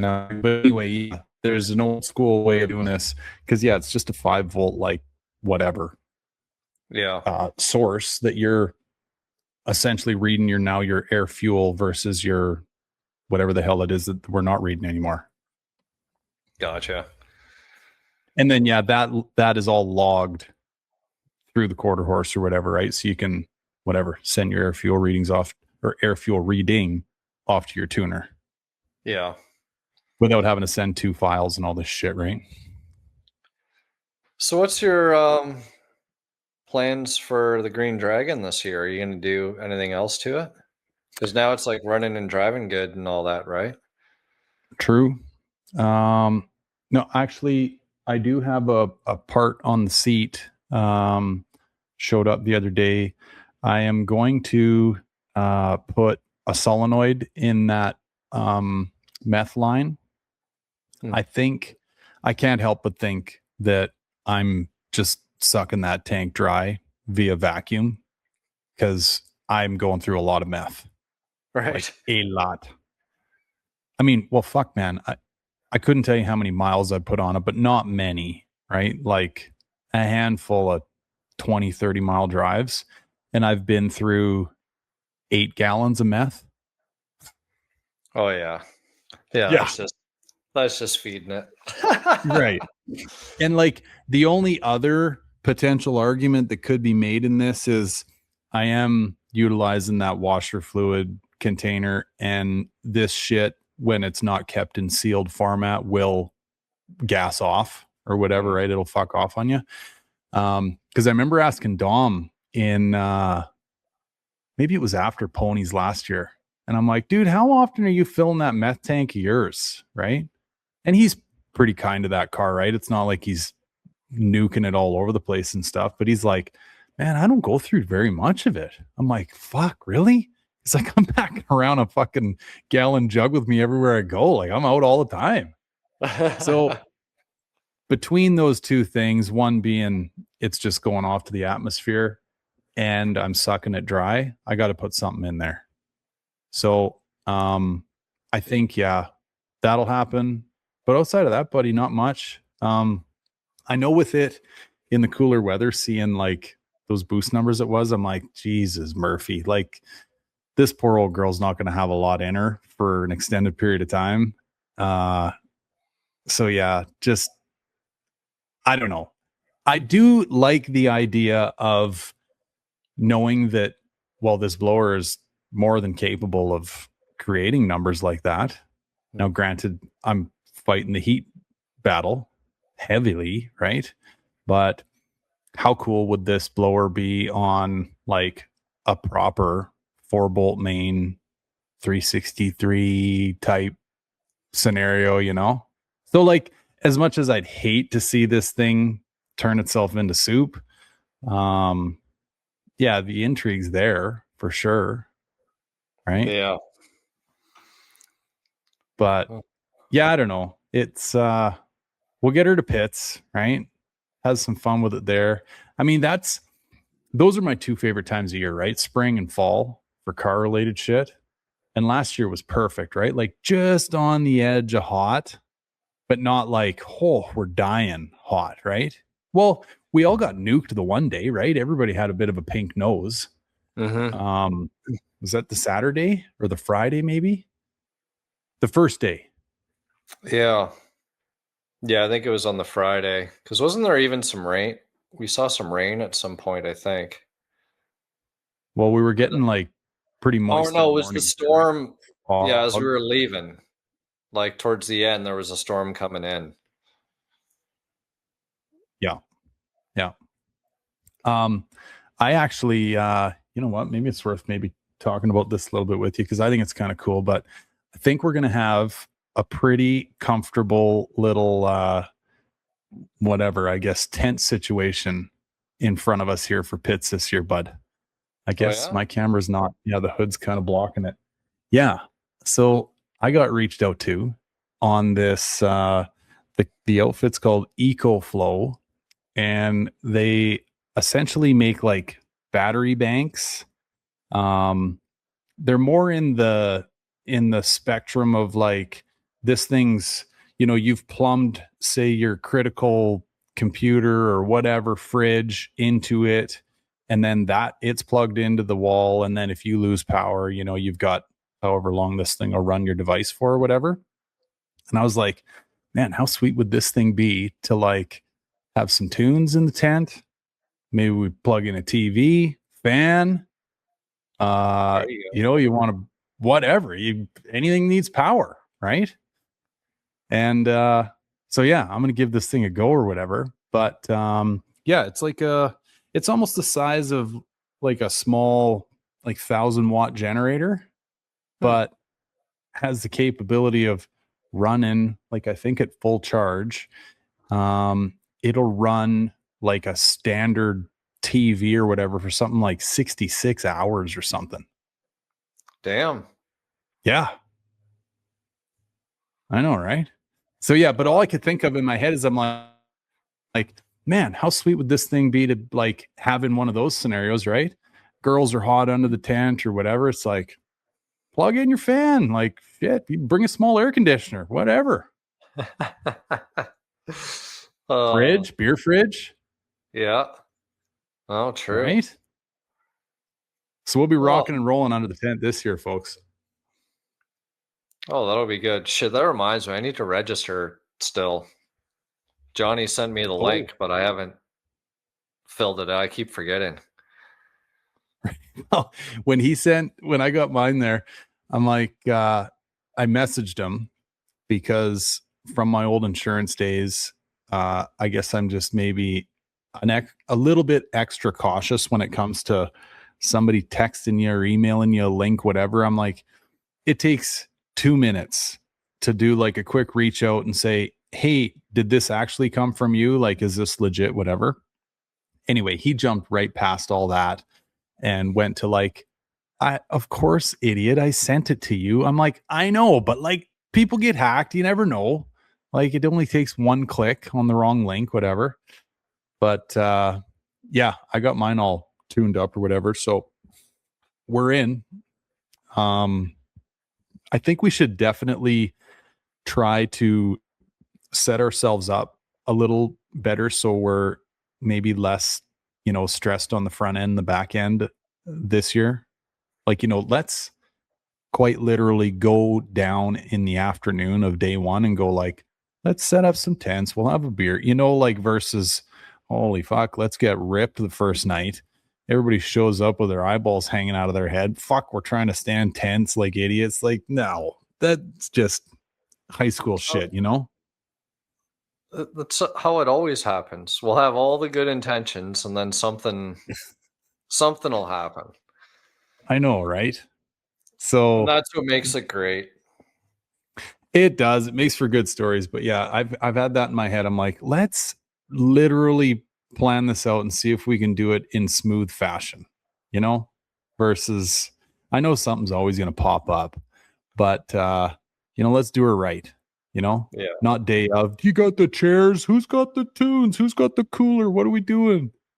You know, yeah, it'd be nice to go to these things and come out of them feeling more relaxed than we typically do. Cause you usually like barely want to drive home afterwards, you know?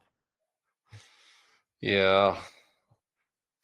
It'd be nice to just kind of. It's always that it's good to travel one way, or like to take the long way there, but then it's like you just want to expedite your way home. That's why like I wasn't upset because I had all intentions of driving home, but like that storm, tornadoes and shit, right? I ended up just Yeah. going back to Charlotte and shipping the car and flew home. But yeah, no, it should be a good time, man. I'm excited. I already, I guess in my mind, I'm prepared to. As Tom messaged me last week, he's like, "Man, he's like, you're not gonna have that Cobra ready," and I'm like, "Well, I probably could, but to be honest, I don't want to kill myself over it either." Um, I was so just if going it to ask isn't you, the case, how are you feeling about that? well, it'll be back from paint next week. Like I stopped in there. Um, what are we? Wednesday, so Monday. So all the insides painted, so because like where they pulled and stretched, they even body worked the inside, like in the spare tire well, and like that all got not like bed liner, but like almost like the rocker guard shit that our Canadian cars got. Mm-hmm. So not as like sandpaper gritty, but like I don't know, like grapefruit texture, if you will, or Yeah. whatever, An right? orange. So yeah. So, which is supposed to kill some sound and shit as well. So they sprayed all that, then they painted it body color, so it all kind of looks very factory in there, which is cool. Um all the skirts are done, fender extensions are done, Were all the skirts good? everything except the rear bumper cover. Rear was fucked, right?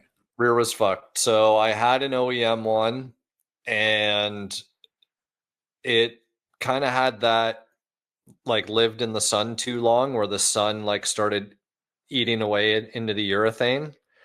Mm, So I brought that one and they're like, this kind of, because they're like, the problem is like the urethane is like compromised. So even though like you can put shit on it, like the rest of it's it'll kind work of hard itself and into the shitty, outside. So Yeah. they're like, do you have something else? And I'm like, I've got the Cervini one that came on the Coyote Swap Vert. So that's what's going on the car.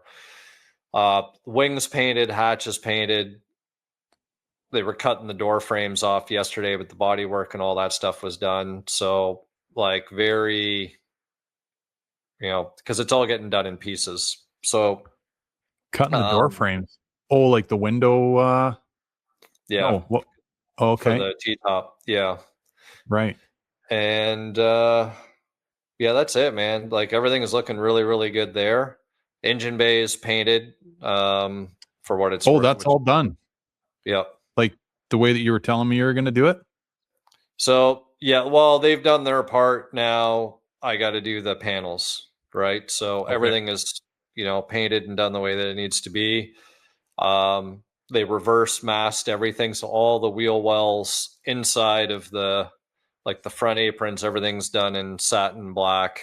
Rear wheel wells are all done in satin black. It's like all kind of like this nitty gritty stuff is all taken care of. They'll just have to kind of do final primes and blocks on fenders, doors, quarters, and like Right. the actual outside stuff. And then, yeah, that'll be good to go. And then I sent you a picture of the other goods, which Yeah. that's getting all assembled and should be out. They said the end of this week, early next week. Yeah. So I don't want to I've say too got much. I've got everything. Yeah. Okay. I don't want to say too much on that front, but I think you'll know where I'm going with this is when you see the picture, I'm like, I don't recognize that shop, right? And I've been in your shop and I've been in the other shop. I'm like, this isn't adding up. Like, and then it dawns on me, I'm like, oh, like it's coming that way. Like, fuck, this is pretty sweet. Yeah, and the powder coat is the same color as the car, believe it or not. There's a powder Okay, that so matches. that's powder coat. Yeah. Nice. Holy shit. Yeah, that looks really nice. Yeah. So I've got So here. will Oh, that, go ahead. I don't even know how much we can talk about this, but like, will that thing come like torqued, like ready to rock? It comes assembled, not torqued.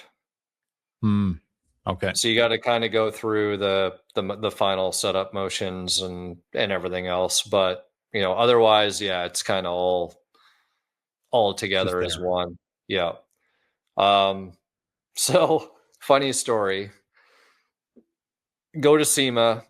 I run into Seymour, the paint people that I love so much, who Yep. also owns Color Bond for the interior stuff. And I even saw some trim paints that I hadn't seen before. They actually had like a gray metallic trim paint, which intrigued me because sometimes, I kind of like that, like I did on the BMW, and the Four Eyes getting gray metallic trim as well. And, so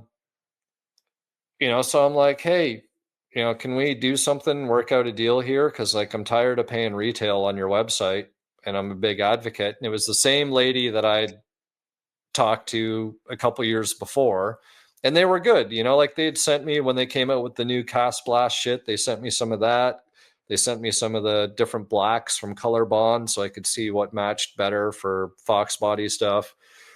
And then, I was like, everyone's kind of gone silent here. I'd like to get some stuff going because I got some big projects coming up.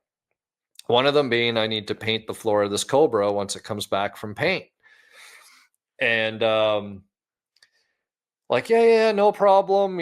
She gives me her card and all this stuff. So I'm like trying to chase her down. And I finally got a hold of her beginning of December. And she's like, oh, we had PRI and then, I got sick and blah, sorry. I'm going to get you in touch with the marketing guy, this, that, and the next thing. I'm like, all right. It's like, not days are going by, weeks are going by. I got the holidays going in. So like, I just go online and I'm like, literally my cart from Seymour was 500 and change and Color Bond was about 400. It's like In all reality. $900 in fucking paint. It's like a pretty, significant order, I would think. Yeah. Meanwhile, she's like, well, we can really just give discounts if you buy $2,500 worth, which is a pallet. I'm like, for fuck's sakes. So like now I'm like, do I need to go around to all the neighboring shops and do your job and become the fucking local Seymour rep? Like I'm joking about it as I'm saying this. She's kind of laughing. And it's like, no. I'm going to get with so-and-so. He's just on holidays or whatever. So I go back. I'm like, I can't wait anymore. So I go back and fill out the carts again. And I send her a text and I said, I'm about to make this order. If I don't hear from you by end of day today, I'm putting fucking masking tape over all the labels of your product when I use it for my videos. And she sends me like a rolling on floor laughing face. She's like, he's still on vacation. I'm calling him right now. And so like there's like some joking and fun about it at the same time. But needless to say, nobody fucking got back to me. I made the order. Like I'm like, if something happens or whatever, they can make it right sometime between when I get my order and me making another one or something if they really want to. But I finally understood why on TV shows they put fucking tape over stuff, because it always bothered me. It's like, who the fuck cares? If they didn't want to pay to display their stuff, like, doesn't matter. Like, we know it's a Right. Miller Lite fucking beer can under there. You just got a piece of tape, but maybe it's just like a jab. Because that's what I Right. want to do. Like, I want to do it just as like a, people don't know what it is, but you just want to fuck with them at that point. Yeah. Yeah, that's pretty wild. I mean, I guess, because I pay attention to your shit, you pay attention to my shit. So like we're aware of these things, but like I can't help but think, out of all the people that watch your shit, like, would it be safe to say that 50% of them, if they weren't already aware of Seymour, are now? Which is a lot of people, Yeah. you know? No, it is. And like, there was And to I, the I mean, I'm point not of, just justifying this because we're buddies. Like, this is legit. and good stuff deserves to be used. And like, whatever, I get it. They could have the approach of like, we don't need your help, or maybe it's like, we can't even keep up with the shit that we have and whatever, which I feel like the color bond operation, because here was the other issue. It was, I want to do a custom color in the Cobra, as you know, because the opal's just too dark. So I want something that's lighter. So like looking through their little palette pamphlet, and we all know how a little paint chip like this, or like looking at the lid of a fucking rattle can, goes versus when you actually Yeah. start spraying it out, right? And I'm like, it'd be nice to get just a little bit of direction here on some of these colors. So I finally narrowed it down. I picked 3 Ford colors. So I was trying to do like some Googling. I didn't know Ford had a dove gray. I thought that was a BMW color, but it's a nice color. Then there was like a Flint something and something else. But because I couldn't get any information I needed, I had to order a fucking case of each color. You know what I mean? Like, it's so bad. And I feel like I'm doing this all the time. Like, it was the day, New Year's Eve, the day before New Year's Eve, because obviously New Year's is a holiday. And I had that silver LX hatch, right? The one that Yep. the water pump ate shit and all that stuff on me on. And I knew I was going to replace the thermostat because I had a 190 in it. He's like, I want a 160. So I'm like, fine. So I go in online. The store didn't have it. So when you do there, it'll say, oh, there's one in network, or there's however many are in network. And that means it'll be delivered to your local store by whatever time that they predict that'll be delivered. So being smart enough of knowing how unreliable these predictions and human nature are, I order 2. So it's like, if the one doesn't show up from Round Rock, which Round Rock is not far from me. I think that's where you went for your UPS or your FedEx. Yep.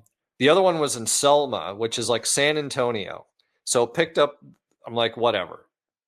San Antonio, I doubt I'll make it. Round Rock, easy peasy. It's 7 p.m. Neither one of these motherfuckers have shown up.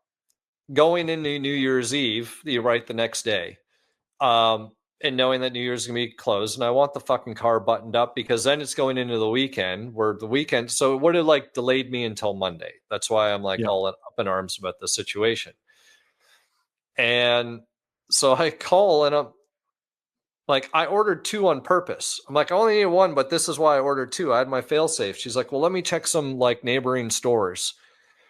And she's like, oh, well, there's one in Taylor, which Taylor's literally, it's 12 minutes down the road from my house. I'm like, why the fuck would that have not shown up on the in network? Why are you wasting money sending shit from San Antonio when there's one down the road? And she's like, I don't know, but she's like, we're closing an hour early for New Year's Eve. I'm like, oh, how nice of them to let you close at 8 instead of 9 p.m. on New Year's Eve, right? So my parents are with me, and I'm like, hop in the truck, let's go. We're doing a parts run to O'Reilly's, and I go in there and I'm explaining, And she's just like, yeah, don't even get me started on that system. But yeah, to the point, right? It's like I end up with a surplus of everything now. Same shit happened to me. Needed an Aeromotive pump. So through Aeromotive, Amazon Prime, whatever, I missed, like, dude, I saw it at my shop. Like, I'll order it as soon as I get home because I wanted to get back. As soon as I got home, it went from a 2-day delivery to 3-day because I missed the cutoff. Shit. So then I'm like, okay, well, screw it. I'll just go on to Summit, and Summit, I'll have it next day. I got to pay $20 more. So I did that. The pump showed up at 10 a.m. this morning. And, but now I have this extra one, surplus. Right. So it's like, That you'll probably lose somewhere in a box and I'll forget it. Like, dude, it's unreal when I go through stuff and I'm like, oh my God, like I need, because like as organized as you want to be and stuff is like in bin, like this is the fuel system bin and this is like miscellaneous interior stuff. And it's just like, you could put a note on there, but you're not going to read it because it's like, it's a visual thing of what you need. Yeah. Kind of funny how we've gone full circle on this conversation, right? Going to like, maybe we should just slow everything down to like, yeah, when you need something, you want it yesterday. And I think the big box store automotive parts stores like do a pretty decent job. The trouble is when you get down to that like one or two like last items in their inventory, they're like, that could be a glitch. Like somebody could have just screwed up on the input here, right? No, and sometimes they are smart. Like I've noticed for items, because like Foxbody stuff is not like a regular in stock item for the most part these days. Not anymore. Yeah. Like radiators, like you might be a day or two, or whatever, a thermostat, or like wheel cylinders are running issues like with those. But I noticed that if I order continuously, like after like 3 times buying the same thing that's always in network, the store magically starts stocking it. So it's sort of like it knows it's like, oh, there's enough demand here. Let's just, ship the store an extra one so that way it's there. And then maybe, they'll make the sale or something. So I'm sure there's some sort of, intelligence built into their algorithms and stuff like that to help with that, which is good. But yeah, man, it's crazy just the way that our minds are like, yeah, we want, like, don't get me wrong, we all want stuff as quickly as possible, but like I think if we just knew that things were going to be, if the level of expectation on both our side, the client side and customer, whatever, and the reliability of things were there, because that's the issue. Like stuff showing up fucked up, not showing up at all, delay this, unreliable that, the parts are all junk generally speaking now because, everything's just throwaway. And it's crazy to think, right? Like, I don't know if it happens to you, but like sometimes you'll get a part from Amazon and then it'll be like broken or you don't want it. And they'll be like, oh, just keep it. Don't even return it. We'll send you another one. Yeah. Like I have a radiator, like a 3-core aluminum radiator for an F100 that was like $300. And just the mounting tab was, what they do, the way that it got welded, had it tweaked just a little bit where I was like, okay, I'm going to have to like drill in like oblong the hole out and maybe do a little bit of creative workery there, but it's not going to be as pretty as I'd like it to be. And they just sent me another one and let me keep that one. Yeah.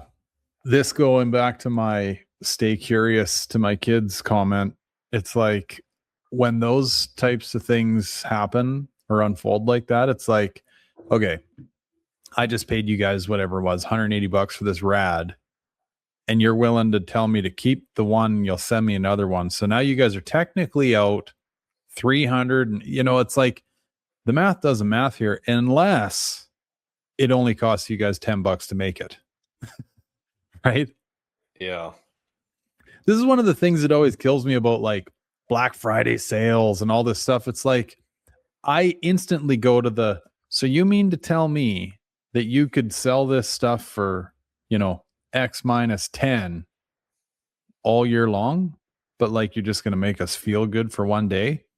But I think I'm fucked when it comes to that, because it seems like the vast majority of people are just like, oh, Black Friday, let's do it. And I'm like, you greasy bastards, like Yeah. it's crazy to me. And like, whatever, the whole sales process is kind of funny like that. I mean, I get it. You want to you got to sell something. That's a different price than you just want to put it up for sale, right? Whether you need it gone or you just hypothetically want it gone. But yeah, that side of things, I don't know. I'm just like, well, dude, did I send you a picture of any of the pricing differences that I found in a mag the other day? If I didn't, I meant to. I don't think you did. So I've got, actually, this is how it all came about. I found, how we were talking to, oh shit, I can't remember who we were having this conversation with now, but we were talking about like the convertible pump cover kind of area thingy that covers all that shit up when you're looking through the back window. Well, I stand corrected. Those are still available. I don't know if they're as good as they once were, but anyway, they are available. So I got an old LMR mag, like old, like none of the fancy advertising. This thing's like newspaper old. And I'm flipping through that thing the other day, just going like, I found one of the original, I think it was that is it AC? No, not ACC. Who are the guys that were doing the convertible for Ford? Oh, Concepts, Cars and Concepts, CCA or CAC? Yeah, something like that. Yeah. That's who they were getting them from, and they're in this old mag that it's not a mag, it's like LMR's here's all the parts we offer mag right? catalog. And now they got some new outfit that makes one, and apparently it's not as good. But anyway, I was like, well, this would be kind of fun to just find something in the mag randomly and go online, see if they either still have it or not, and or how much have prices changed. Dude, like I'm talking 3 times more for some parts in some cases. Damn. Yeah. Like enough that you can't justify this as like inflationary type price increases, like staggering differences. I think the mag was from, I might even still have it sitting here. I want to say it was from like 2005, maybe. So 20 years ago. Man, that's crazy. I know, right? Yeah, these cars are worth nothing then, right? So you couldn't have parts that were too costly or nobody would buy them. Yep. Yeah. And like in 05, I mean, I guess you could probably say that we were just like manufacturers were just starting to see like, how much cheaper things could be if we got it from overseas versus in-house versus which now that whole program's kind of flipping on its head. And, Trump's going like, hey, we're making her all in-house here, guys, like made in America again. None of this offshore shit, which will take some time to come around and whatever. We'll see how that all goes. But, and it's like, I don't know, as much as we like poke fun at the offshore stuff, like it's not all terrible, and in a lot of cases, whatever, they're doing the best they can, but like some stuff is legitimately fine, like decently produced and what have you. It's just, I think it's hard for us to understand those parts of the world because you've got like tens of millions of people living on top of each other. Like just the populations differences are so staggeringly different, right? So you could have next door neighbors both making brake calipers. One's good, one's shit, you know, and one went into business the day before and one's been in business 20 years. Like, and it's not that this stuff hasn't been coming over for a long time. It's just now everybody's trying to do it for the massive amount of cost savings. So, you know, they can whatever charge the same price, but just buy it cheaper. Like, I get the model. It's just that whoever's hunting those deals out isn't vetting the outfits good enough, right? And you're getting shit parts. Yeah, or just some people don't care.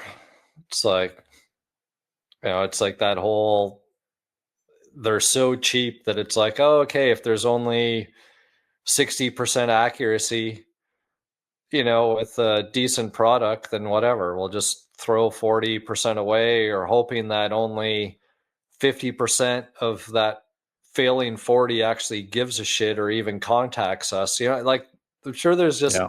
all this math around it and just people taking the gamble. Yeah.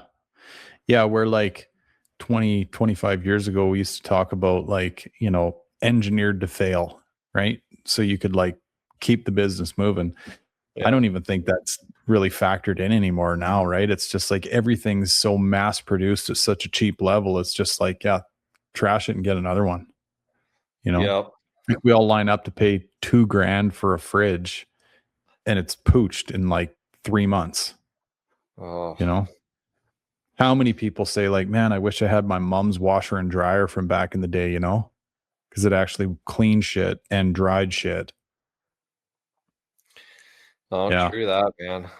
I know. I was thinking about the other day, I got the white notch down and running, and of course I was like looking at that timing cover and I'm like, okay, like, you know, I'm like, how involved? Because I got to set it like proper GT40s and everything, and I'm like, you know, maybe just the time, like the timing cover is going to probably like be close to doing me in, and maybe like, do I slap the B cam in there, or do I just throw the gear drive on and call it fucking done? Because man, I took it down the road and I'm like, it was going to your video of like just like leaving reasonably stock alone. Yeah. And it's like, man, okay, it's timing cover is a must, but I think anything else, it's sort of like maybe just wait for that catastrophic failure to happen, because it's so smooth, and like just do what needs to be done, not wants to be done. Yeah. Yeah. Isn't that a mind fuck, that one? Hey, um, And throwing like the parts. exhaust, I don't even want to touch it because I'm like, as ugly as sin as it is, it's sort of, you know what I mean? Like, I'm Sounds not gonna, great. yeah. Yeah. So, I know we get this idea in our heads of whatever, trying to make things better. But in the meantime, yeah, you're not leaving well enough alone. Right. And it's like, how much more stress am I causing myself here? And or does this thing get shelved halfway through? yeah. You know, I know, like you, like I got a set of 3 bars sitting right there, and like I walk by them all the time. I'm like, yeah, you know what? This would be fun. And the worst part about this was, uh, I talked about it on video, and man, that video did all right, and it resonated enough with people. And like, I got people reaching out, going, "When are you going to do this? Because I got all my parts sitting here. Like, I need a little motivation myself." I'm like, shit, I created a bit of a monster here with this. But yeah, I don't know. You just, when you're dealing with enough problems with like other stuff in life, right? Or yeah, like I don't know, say the silver car's got a couple things that need to be done to it or whatever. Like there's always something. And it's like, do I need to crack this thing open, run the risk of possibly having a head gasket issue after I go to all the trouble to flip these heads over and put a cam in it and everything else? Or I pull the cam out and all the bearings are wiped out of it, right? You know, like this That's where isn't you just don't even look. You don't I look. know. I Like would this isn't just a honestly, cam change anymore. my thought was it was pull, like upper intake is the limit.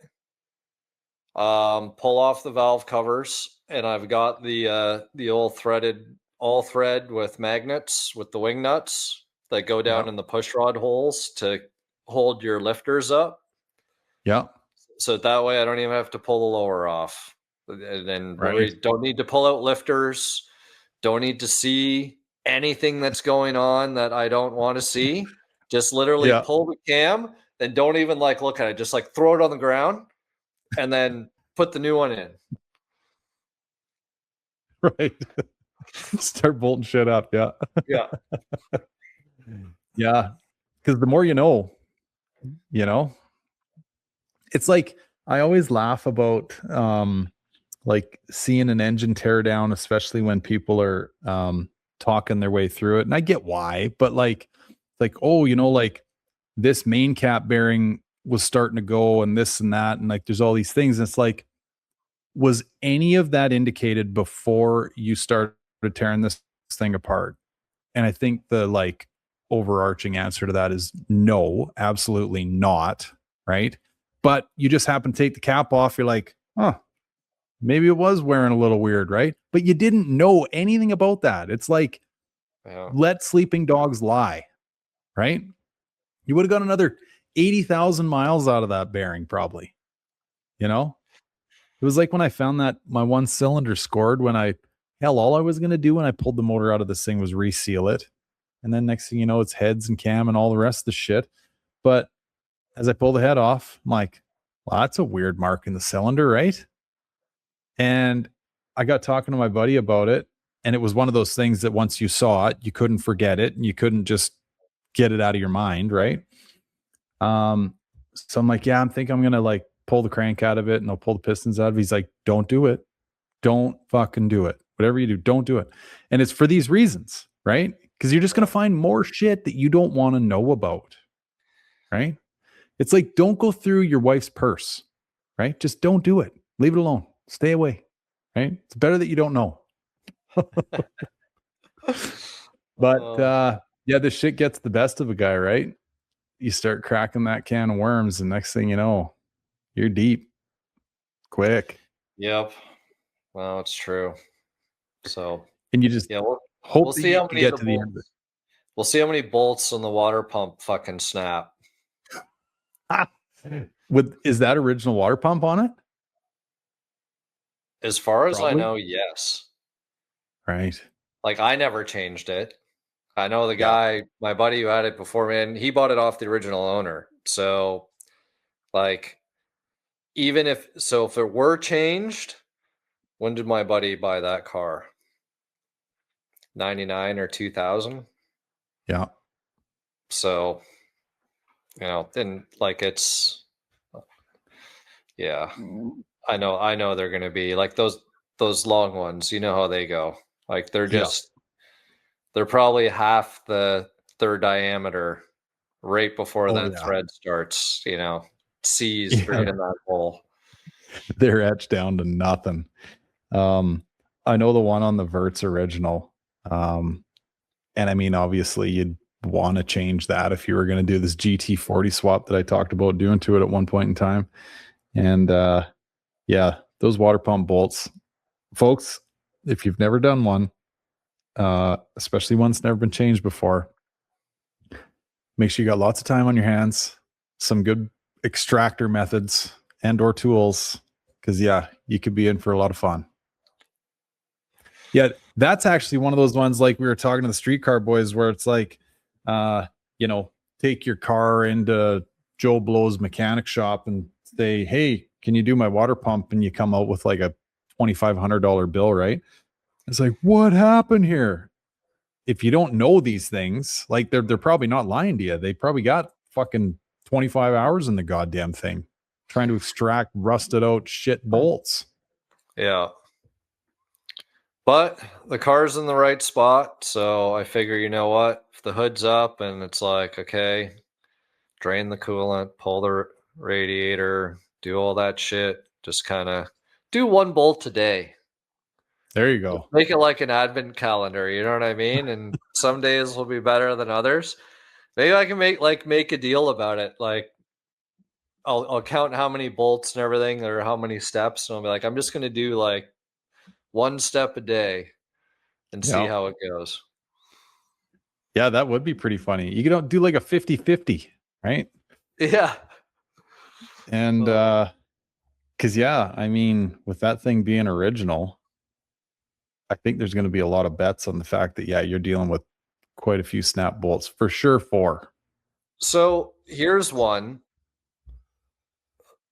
What would your thoughts be, like, if the bolts don't feel very good,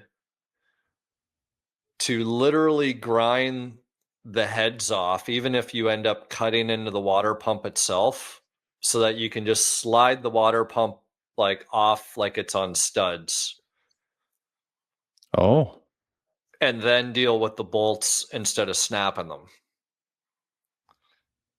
right. Yeah, and I guess you don't care about cutting into the water pump you're removing because you're going to replace it anyway. Yeah. So for the ones that don't have whatever, they're all going to be tight too. So yeah, you're going to have to cut into the water pump. Yeah. Um, that's not a bad idea. It just kind of came to me. I was like, huh. Because, like, you're always going to do that. Okay. You kind of feel it. But, like, man, if you get to that spot, you know how Yeah. it goes. It's like, oh, I feel like I got it. Snap. And it never snaps where you want it to snap. Yeah. I guess it'd just be the mess, and like, not that thing's got like, some show ready engine bay on it or whatever, but if you're buzzing studs off in a clean engine bay and dealing with all the shrapnel and shit, right? But yeah, that might be a neat little solution, right? And then I Yeah. mean, hypothetically, you still could be dealing with a snapped off stud in there, but you're not fighting it with the depth of the water pump as well. Yeah. Because I feel like at that point, like, depending, because there'll be threads left on a lot of things. So, like, if you pulled it off and you have all these long studs sticking out, which we're really talking, there's like 2 bastard bolts, maybe 3. Yeah.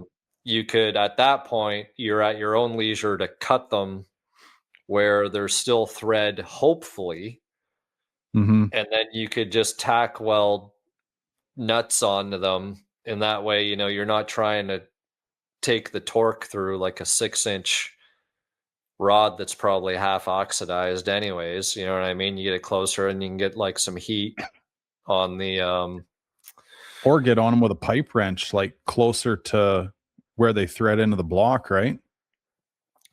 yeah, and it's really just the block ones you can, like, the timing cover, I don't give a shit about, right? Like, that's I shouldn't say that. I like to keep the timing cover if I can, but I mean, I'd sacrifice the timing cover over um for getting all the bolts out and being able to Mm-hmm.